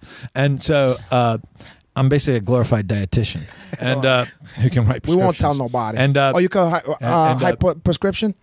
Yeah, but Let me to have a Cialis and maybe some. I don't know. I can't write them here. And so anyway, so I snapped that shot. I said, "Who in your practice does this?" And he texts back. He goes, "Oh my gosh, what happened, man?" And I go, "I'll tell you later." He goes, "Probably a good story." I said, "Yeah, it's getting better every time I tell it." And then I sent the other picture of my wife. Say, "Hey, I'm not making Logan's soccer game," and because you see, she told me like, to "You quit piece doing of shit like shit." this because I had an incident like 8 months before similar to this, where I had to deal with the lawyers and shit. What was that incident? This guy beating up on this waitress or picking on this waitress, and I slammed him and. But now your wife thinks you just trying to save all these hot doing chicks. this shit, right? You're saving all these women and hey, I give you a hide. Either you can stay with this piece of shit or come with me and for the rest of your life over here. And then you drop that one. Get out of Are here. you following these girls from like battered women's shelter for home or something? He's paying these guys to attack these fucking women and it goes sour. It's like What is it? A thing called Mary or something about Mary or whatever? Where they did that? In the beginning of Kingpin. Remember? Yeah, that's what I'm talking about. Kingpin, That's the ones. The same direct. Yeah. Well, anyway, so I didn't want my wife was. I knew she'd be a little bit upset, so I sent that to her and I turned my phone off. Right, so I knew she's gonna blow it up. Right, so I'm gonna get the worry thing in there, and then so ended up the doctor said, listen, your thumb's cut. I can stitch it up, but you're gonna have to go. So I drove back to the house and my wife's like, what's going on? And we had people coming in the house for the party. I'm like, just let me clean up and I'll tell you about it. And I had this big, they did this big old thing on my hand, And so my buddy, he's a good friend of mine, he's a lawyer. And I was like, dude, what do I say? I told him what happened. I go, man, my wife's going to be so pissed at me in this one. I'm going to have surgery. In fact, because the doctor got back to me, he said, come in Monday morning at 7:30. And so I ended up owning up to my wife what happened. So what is your wife like? Was she white, black, Asian? Your wife? Well, she's a white girl. Where'd you guys meet? Well, actually, we were good friends. I met her at I used to own a health club, and I had my martial arts gym in there, and she walked by. Walking in and you were she was smoking, dude. Yeah. But she. This is what he wants to know. He wants to see a picture of your wife, so he could go. Caralho, oh, your wife. Every time we got a fight in here, he goes, oh man, this guy's wife is smoking. Yeah. Oh, she is. Speaking of course, his wife is Misha smoking. Tate came to my show. Caralho. She's The smoking. buns on her. Don Fry. Did you see Don Fry's speech about Misha Tate? I did. I did. Oh, at first it was funny, and then after It get a little creepy. it got a little creepy. It's like your uncle coming over here, or maybe even your uncle Hanach. Porra, but your uncle Hanach look a little. Did you watch the Romero fight, by the way, Whitaker? Romero? You know what sucks about that is I was watching the fight at my friend's house in the Palisade. That's my wife. Oh, let me see that one. Damn. I'm gonna inspect that one. Guy Mezger, Which one is the? Doing very well for himself. Oh, caralho. Okay, I don't want to cover that. That's you have all those kids. That's you. Those are my kids. How many kids kids? you have? You a Mormon? Well, these are like I have 3 kids. Are you a 7-day advance? Listen, if I could talk my wife into having she's seriously, she's an amazing wife, an amazing mom. I mean, everyone thinks I'm a good dad. I'm actually not that good. She's just so damn good. I look good, and I would have babies all day long, man. I love it. Now, this all your kids are with this wife? Yeah. Yeah, nice. But God, no wonder he was criticizing people for pulling out. This guy never want to fucking pull out here. What the fuck is going on? Have, by the way? It's like who knows at this point. Right. I prefer not to talk about that. Yes. How many you support? But that's even less. None of them. So Robert Whitaker versus Romero, like this fight, we knew that was going to happen. We knew if the fight went over 2 rounds, it was going to be Whitaker because Romero was going to gas. Whitaker is one of these guys. I saw that fight. Yeah. That wasn't the most entertaining fight I've ever it wasn't, seen. especially after the tough finale killed that fucking shit. Yeah. And that was trouble because the pay-per-view one was fucked up and then the other one, the free one, that's was the other better. thing though. You see, this is the problem, like I said, that I see my criticism of the modern thing, and again I'm very cautious in my criticism because it's a different sport. But you actually is that did these it. guys, These guys don't go for the win. I mean, he didn't try. I mean, Romero was spent. I mean, listen, dude, he was a blown out candle. I mean, but he didn't try to finish. He didn't do it. He knew he could win the decision. He knew that was going to happen, and I didn't really catch what his corner was saying. But see, this is where I don't like about it. You know, I don't like that. You know, because he should have done this. You're going to be the champ. You better freaking win like the champ, because you're not, and because he's not winning any fans with that. You know, and he's a good fighter. Don't get me wrong. And Australian fans are very loyal because they don't have a champ. Sure. So, they love. He's the king of Australia. Well, he's not. He's New Zealand, no. Yeah, but Australia. Where's I could have sworn he was New Zealand. Where's the money made? Is it in Australia?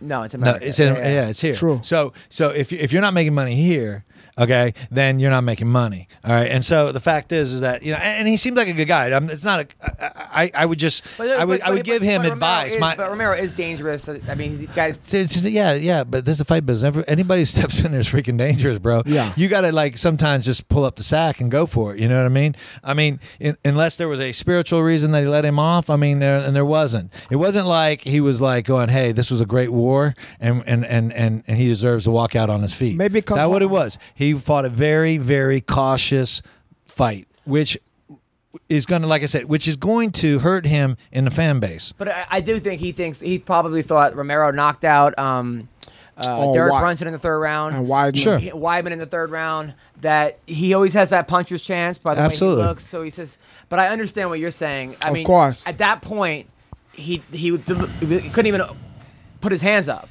Yeah. So if a guy can't put his hands up, you know. Yeah, I just think, you know, some of these guys, and this again, not a criticism of him, just because it sounds a little bit like it is, but it's more of like, here's advice. All right, when I was a king of Pancras, right, I enjoyed being the champ, and my fights got boring because they couldn't out wrestle me. All right, nobody could outstrike me in that game. You know what I mean? And nobody could out wrestle me. Now they knew they had submissions that were better than me, but they never got a chance to do it, right? And so if I didn't knock them out, then I wrestled them on the ground, and it was a boring thing, and I lost fans because of that.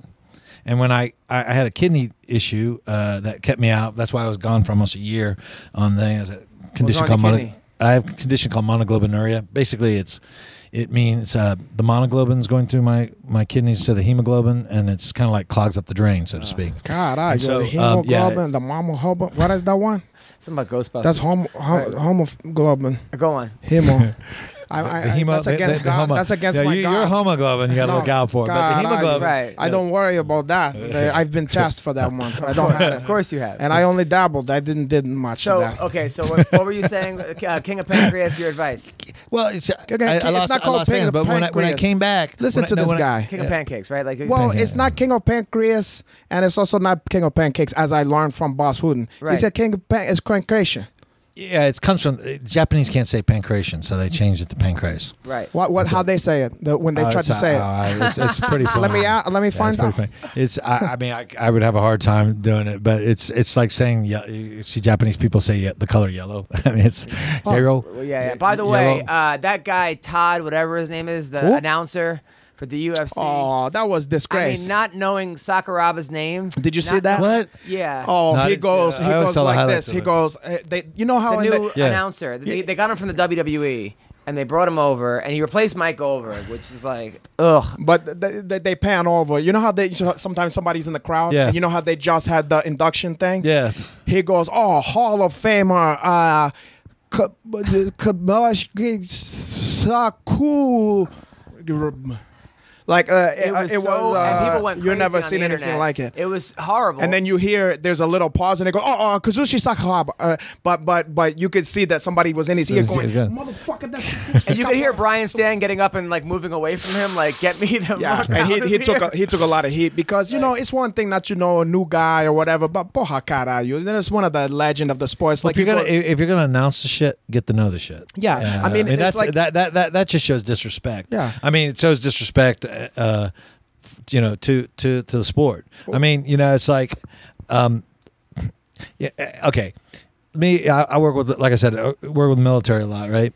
And so I always did like, I always hated those guys that come in and tell you how to do shit and never walked a mile in your shoes. You know what I mean? Here it is. So I always go through their training with them. I go early to the things, and I train to do their PT with them and stuff like that. So they see me doing the stuff that I do, so they get the respect, because I want their respect. I respect them for what they do, so I want to walk in their mile in their shoes to get what it is. So I also can understand what some of their needs are for what I can do for them, right? You know what I mean? You know, whether it's like, you know, a lot, like, it's funny now. I do a lot. I used to teach the hand-to-hand stuff. Now I'm doing medical recovery stuff with them. It's just kind of interesting. But, you know, so the thing is, you do that, and not to do that, and to sit back and for me to go, let me tell you how you need to fight in Afghanistan like this. You know what I mean? Would be like, you know, it's like, that's disrespectful because you don't walk the mill. And that's now that I find that out, that really pisses me off, because that's not hard shit to do. Yeah. That is definitely Sagaraba's going to be here. Pronounce his fucking name. Just one Figure out who he is. Mention one great fight that he had. Or, I get it as a comic. People want to tell me how to do comedy, or, well, you know what I think is funny, or here's a joke for you. I'm like, I've been doing this shit for 20 fucking years. Like, I live, breathe it. My whole life is this. This is how I pay my rent. I don't need to fucking. Anyway, yeah, the amateur stuff. That's back like, to you. Well, back to him. What about the advice that you said wanted to give to people? We never got your advice. Well, the advice. Well, the advice on this is simply this: is that these guys got to go out and they got to make a name for themselves. They're gonna have a very short amount of time. A lot of these guys get upset because they're not getting respect as the champions and stuff like this. You got to sell tickets. I'm sorry, it's not really a sport. Okay, the UFC. People don't get it. UFC is not a sport. It's not a sport. It's entertainment. All right. It has a sporting activity involved in it. It is completely run by one thing. There's not an independent sanctioning body. There's not an independent promotion. It's one company until the Muhammad Ali Act is, you know, it does. But even boxing, which has all the different divisions, it's entertainment. All right. It's entertainment. All right. It is a business, and I'm a diehard sportsman. All right. So this, you know, broke my heart when I had to come to this realization too. It's not about necessarily who the greatest fighter is. It's who puts butts in the seat. That's exactly right. And that's what you have to do. You have to go out there and you got to be the guy.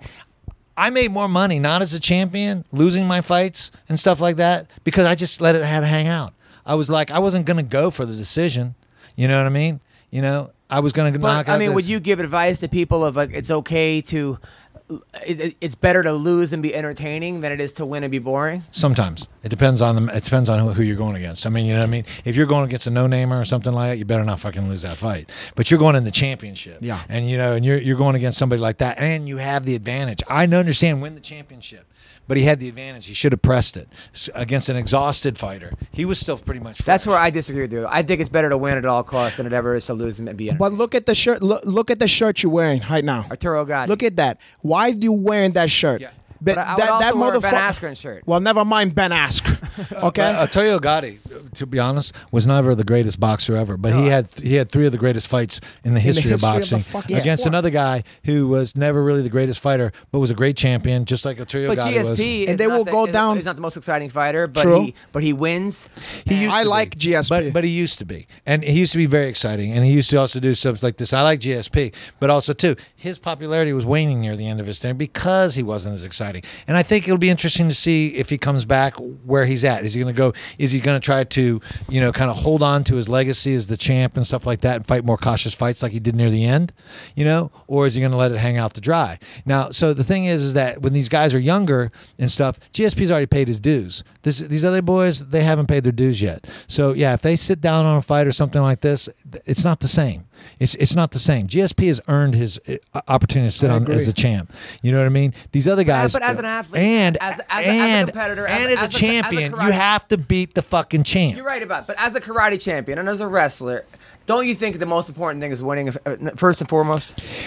Okay, yes, I enjoy the winning a great deal. I'm not discounting that. I'm not saying that winning isn't absolutely, you know, one of the pinnacle parts of what's going on. But how you win in this business is different.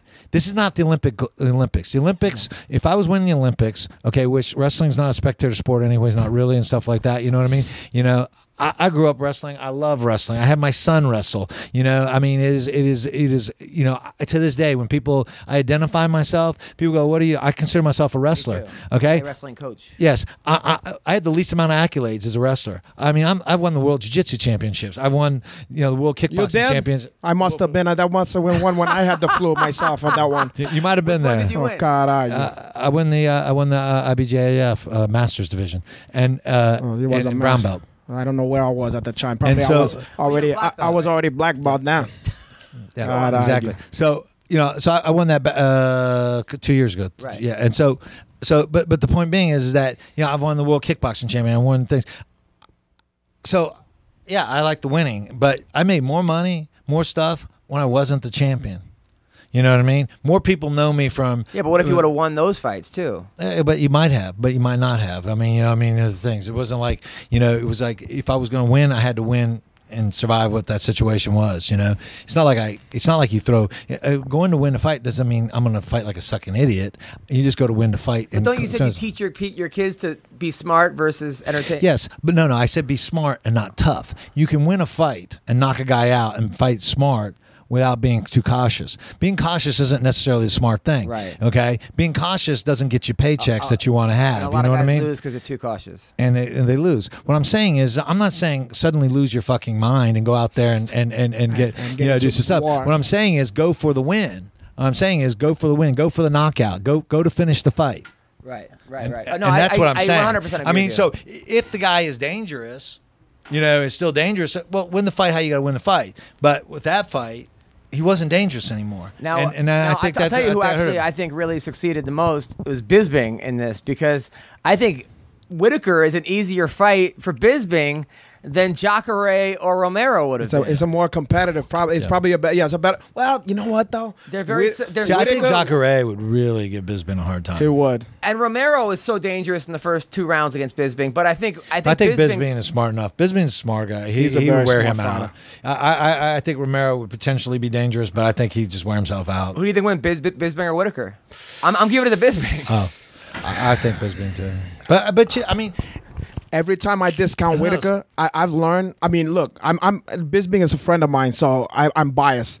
But for some reason, every fucking time I think Whitaker's gonna lose. This guy beat everybody. I mean, I you know how many times I bet against that guy in the beginning? Yeah. And unbelievable. There's something to say to that too. You know, I mean, it's like, you know, there's something to say about that. You know, I mean, it really is. Now, how many guys back in the day were juicing in Pride and in? Oh shit, I would imagine a lot. I was really naive to it, you know, because I knew a couple guys did, but I didn't know the extent of it till much later on. And to be honest, man, okay, first of all, I don't have a problem with it. Would I have a problem with it about, like, I'm not going to lie about it. There's a difference. All right. If people said, hey, you can take steroids, I would take them. Really? Because it's going to, yes. Don't believe the bullshit that kills you like this. And it's not cheating in this. Because everybody that you ever met in the Olympics, everybody who's a performance athlete in the Olympics does them. Come on. Yes. The ones who I don't. don't believe it. Well, it's maybe I'm naive. Hey, guess what, too? There's no Santa Claus. You think Dan Gable took steroids? That was a different era. I'm talking about now. Yeah. No, I think it's a different You era. think Jordan Burroughs? I mean, some of the wrestlers now. I mean, some of these guys. I would. Let's put it this way. I don't think Kyle Snyder needs steroids. Okay. Well, these guys. There are so much different new medications out there that aren't even steroids. I mean, I don't know how. I mean, this is what I do for a living, right? They have these receptor antagonists now that aren't technically that they don't actually show up, that actually attach to your different muscle receptors and causes the same kind of effect of you know, like male sterols, like, you know, like testosterone or something like that, without being in. They're not detectable. But wouldn't it bother you, like a guy like Vitor Belfort, right? Who, when he was on TRT, was probably the greatest fighter of all time. I mean, the guy was doing like moves that you do in Mortal Kombat, like in real life, and just murdering everybody. And now that he's off TRT, is getting murked by everybody. Listen. This is the thing. In a perfect world, yeah. I mean, like I said, my issue with the steroids was, like, I wasn't gonna lie about doing them. I have children and I teach children.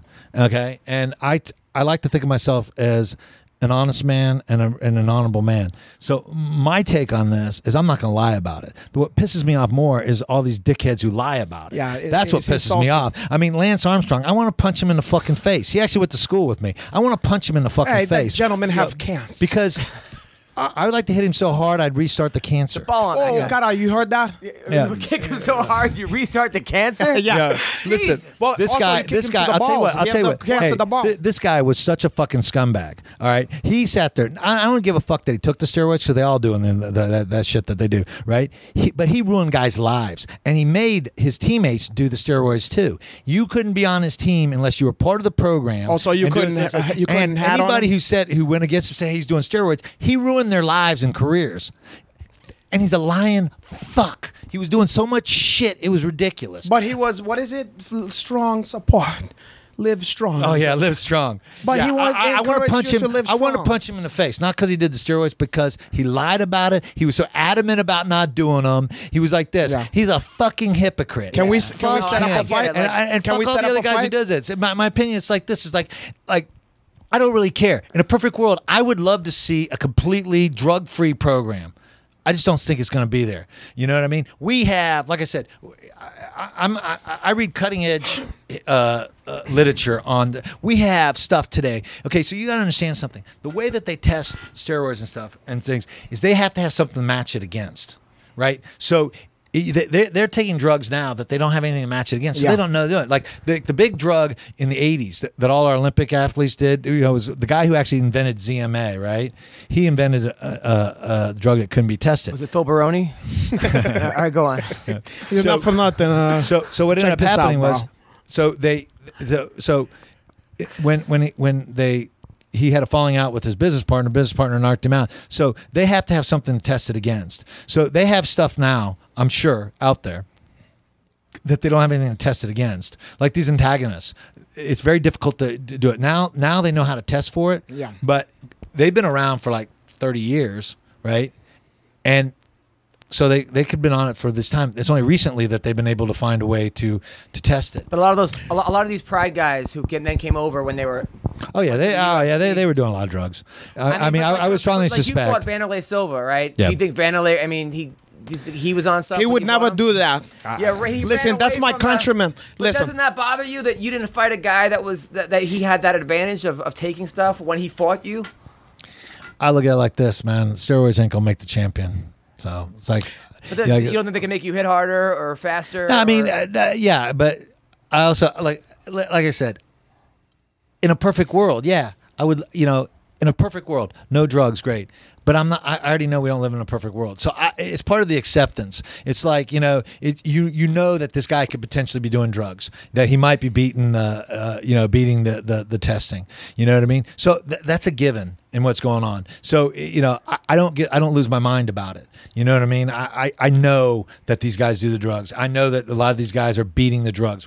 I get that part, and I accept it. If I don't want to accept it, then I have to say, all right, I got to do something else. Right. I got to figure something else. Yeah, it's not a right or wrong thing for me.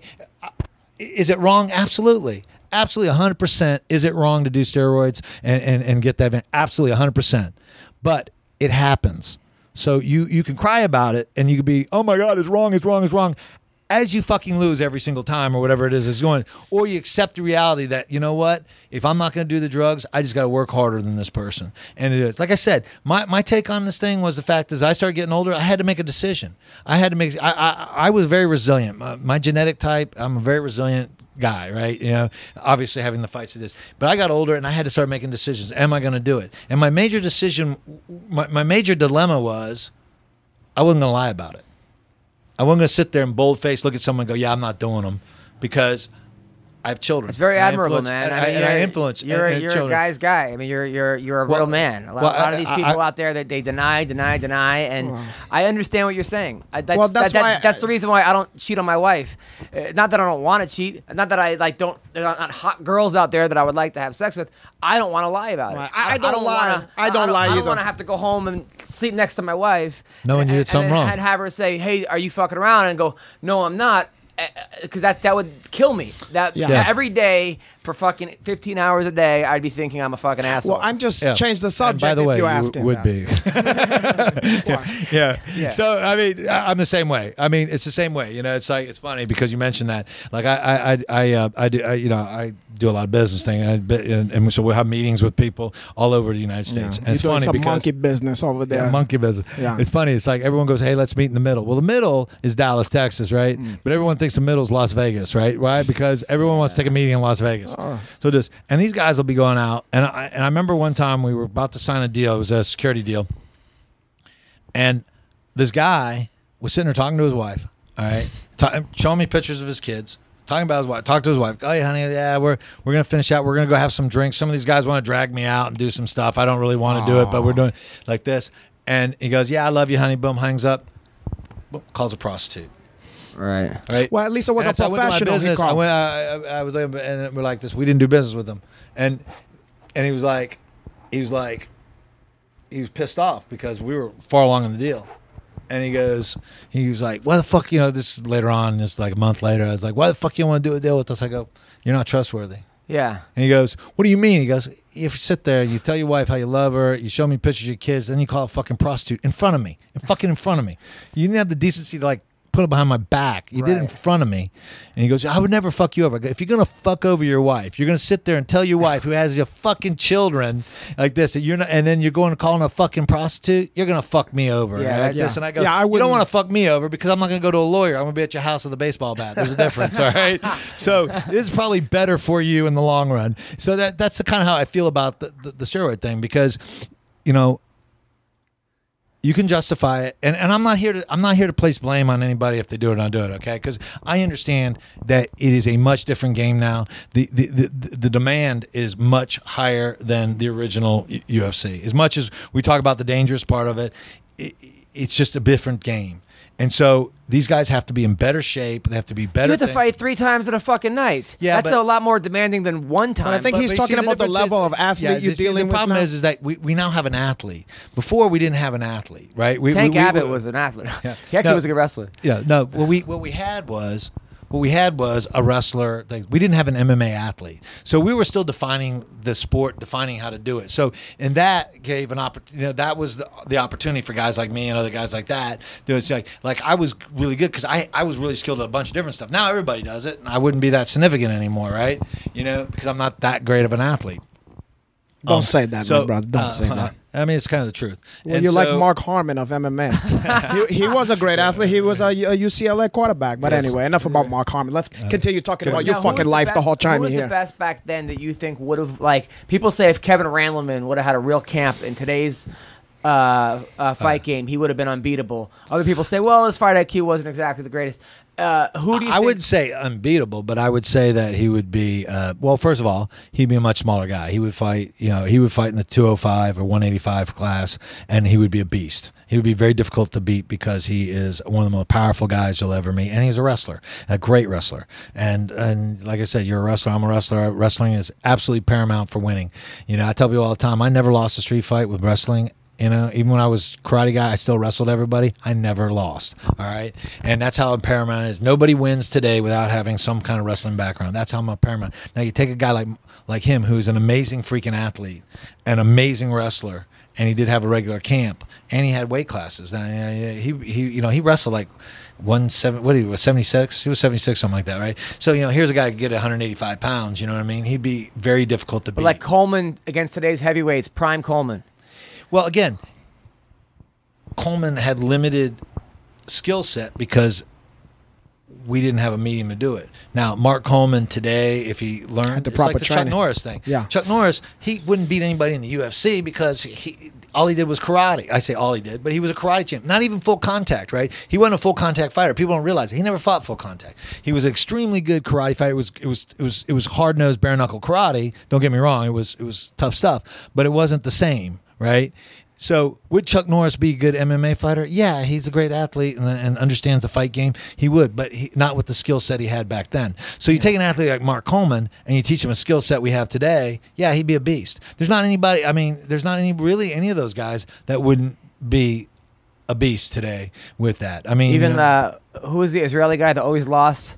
I don't know who that I is. love that guy. But What Israeli guy? He someone with an M. Modi.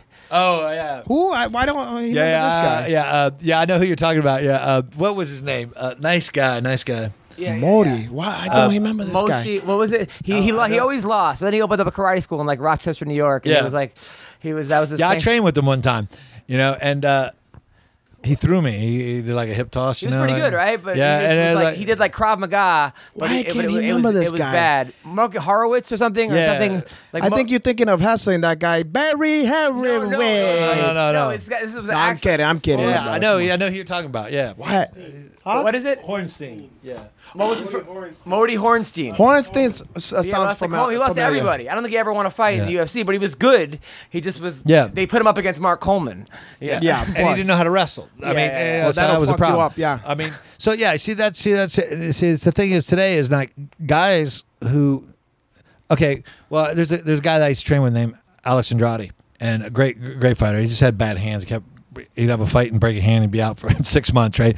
So he never really get his career going, but he never wrestled. He's a barrio kid, Mexican barrio kid from East Dallas. You know what I mean? He was a really good boxer. He was a Golden Glove boxing champ and all this other stuff. And so I, started working with him. Well, he got a chance to work with Kenny Monday. Oh wow! All right. Within a year, he was because he's an amazing athlete. He worked strictly with Kenny Monday. Within a year, he's taking me down. Just so you know, my freshman and sophomore year, I got taken down 8 times the entire time. Okay, I'm very difficult to take down and very difficult to hold down. That was always my good thing, the skill set.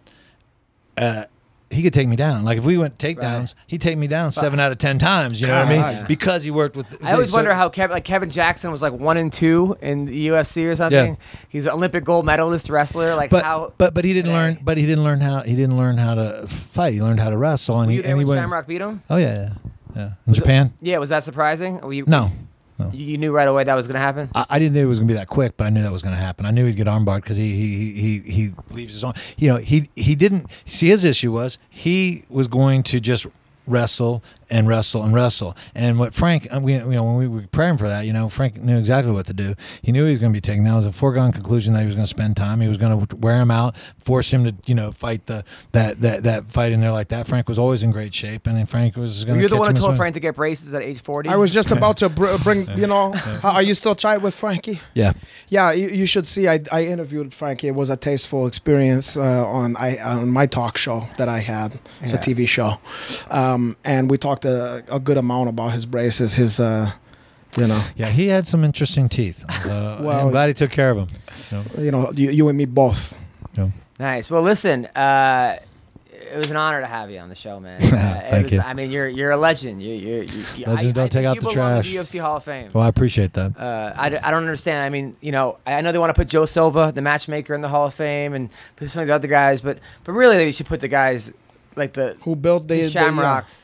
The guy Mezger is the Randlemans. The Laranjas who inspired people like the Mezgers and the other people exactly. like that. Yeah, it would be interesting. I mean, it would be a big honor for me to do something like that, to be involved in that, But I'll be honest, I look at like my career as like, I've. If I sat down and told you kind of how I grew up, it would sound like I had like a shitty upbringing. You know what I mean? I mean, I had some tough stuff going on in my life, but I don't look at it like that. It's weird. It's like, you got to understand something like when families got divorced in the 70s, you were in a broken home, right? So we were broken home. But I had extremely loving family who was very supportive, especially when I was a dickhead.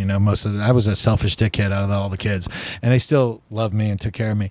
And I got to do stuff like I got to travel the entire world almost. The only continent I haven't fought on is the Antarctica, right? Oh, yeah. And I might come out of retirement if they do a UFC in the Antarctica, just so I say I fought in every continent. You should fight. What's his name? The bicycle guy. We're gonna kick him in the nuts. Lance Armstrong. Lance Armstrong. I could make that. Ryzen will make I that could happen. make that. The fight. Ryzen can make that happen. Bellator would He be probably the needs a fucking paycheck one. these days. Yeah. But it's always been a blessed thing in the fight business. Like I always, I always wanted to be somebody, and when I was a kid with self-esteem issues and stuff and like this, but the fight business in my life has been a Cinderella story, and so it's like, it'd be nice to be involved in like the thing, but to be honest, man, it would just be like extra icing on the cake. I have no complaints. People go, do you feel bad because you're not making the money? And I was like, I was just at a different time, what I mean? And it's like, it's really pointless to go over that. I said, I had a great time fighting. I got to go see the world. I got to be a rock star for a short time in my life. And, it was great. And so, I look at it as, and to be honest, being able to come here and have guys like you say, hey, you're a legend. And you are. Now, are you on Twitter or Instagram, or where can people find you? Yeah, Twitter is G Mezger. And but I'm on Facebook. I mean, I'm not the biggest media guy, so it's like I don't. But if people want to hire you to come to their gym, teach a seminar, are you available for that? Or yeah, I could do that. I mean, like I said, I'm mostly hired now to train the military. Well, that and I'm a doctor. Yeah, that's a good point. What if people want to hire you to write prescriptions for them and stuff like that? and we're not going to talk about it much, we don't do that. Okay, we don't do that. Well, I'm a man of God, and you're a man of God. What happened between me and you, we don't have to tell nobody. It's between me and you and God, who's nobody's fucking business out here. Dude, I'll tell you something. You can get legal if you take you take the amino acid. L-arnitine, yeah.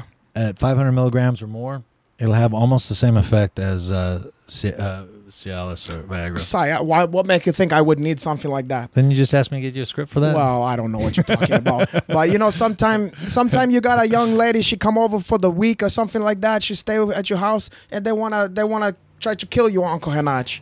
They want to do stuff all day long, and I give you a couple of that one, but I need to relax a little bit. Of course. But that way you got a Cialis, you can take the, What do you need Cialis for? You got the girls that you get. You need. No, I'm not talking about that. But how many times you can fuck somebody, all day long? Maybe if I want to, maybe I can watch a little TV and take a break on a couple of that ones. I understand. You know what? Just take her out to eat every now and then. Yeah. That's gonna cost me too. Of course. Then it's a catch 23. Catch 23. So what do you have coming up, Renato? Well, what don't I have coming up? I'm gonna do a signings later today. That's not open to the public, so that's either here and there. Okay. Tonight, I'm probably gonna be getting some punchang for a girl that's gonna come over to my house. I got a girl from Norway coming in to visit me. Nice. Norway, huh? Next in a couple of weeks and stuff. Oh, and I got a couple of secret stuffs that I don't want to talk about here. But let me tell you something. Like always, you can go to my Instagram. It's Renato_Laranja. And also you can go to Twitter. It's the same one. And I'm always going to tell you some stuff about that.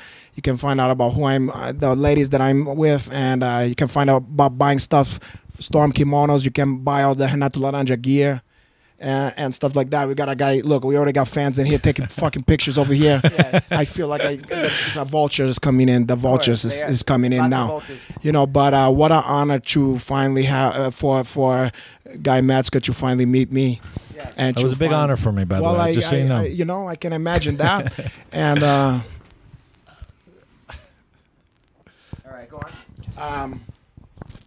What a treat it was for you to see my baby Browns in the flash. And it was. It is. And I hope that you're gonna. It's been an inspiration. It's been an inspiration. Who's the best guy ever beat? God, I can tell you who was the worst guy ever beat, and that's Eddie Bravo. Why?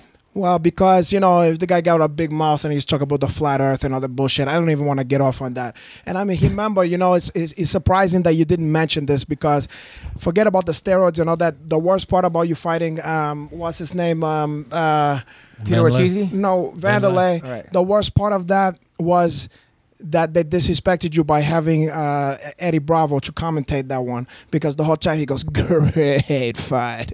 I never Great fight. The whole fucking time. I got to listen to ridiculous. that. Hunt it back. It's one of the most fun, it's a Hakam Sakam fight. It's like a slap and knock or whatever they call that one. And then you got Eddie Bravo giving his expert opinion. Man, it's great. I didn't realize I had Eddie doing. He was like the third man of the one. Yeah, they had him He's for a doing while. comedy now. He's doing stand-up comedy. Oh, well, that must be a heel treat. This guy's all whacked out of his mind on ayahuasca and natural medicine. Is he any good? I don't know. I heard he's doing comedy. I haven't seen him yet. I have no opinion. So, all right, this week I will be in Naples at Off the Hook Comedy Club Thursday, Friday, Saturday, and Sunday. We gotta listen. No, by the way, you gotta sit. You can't leave. No, stay.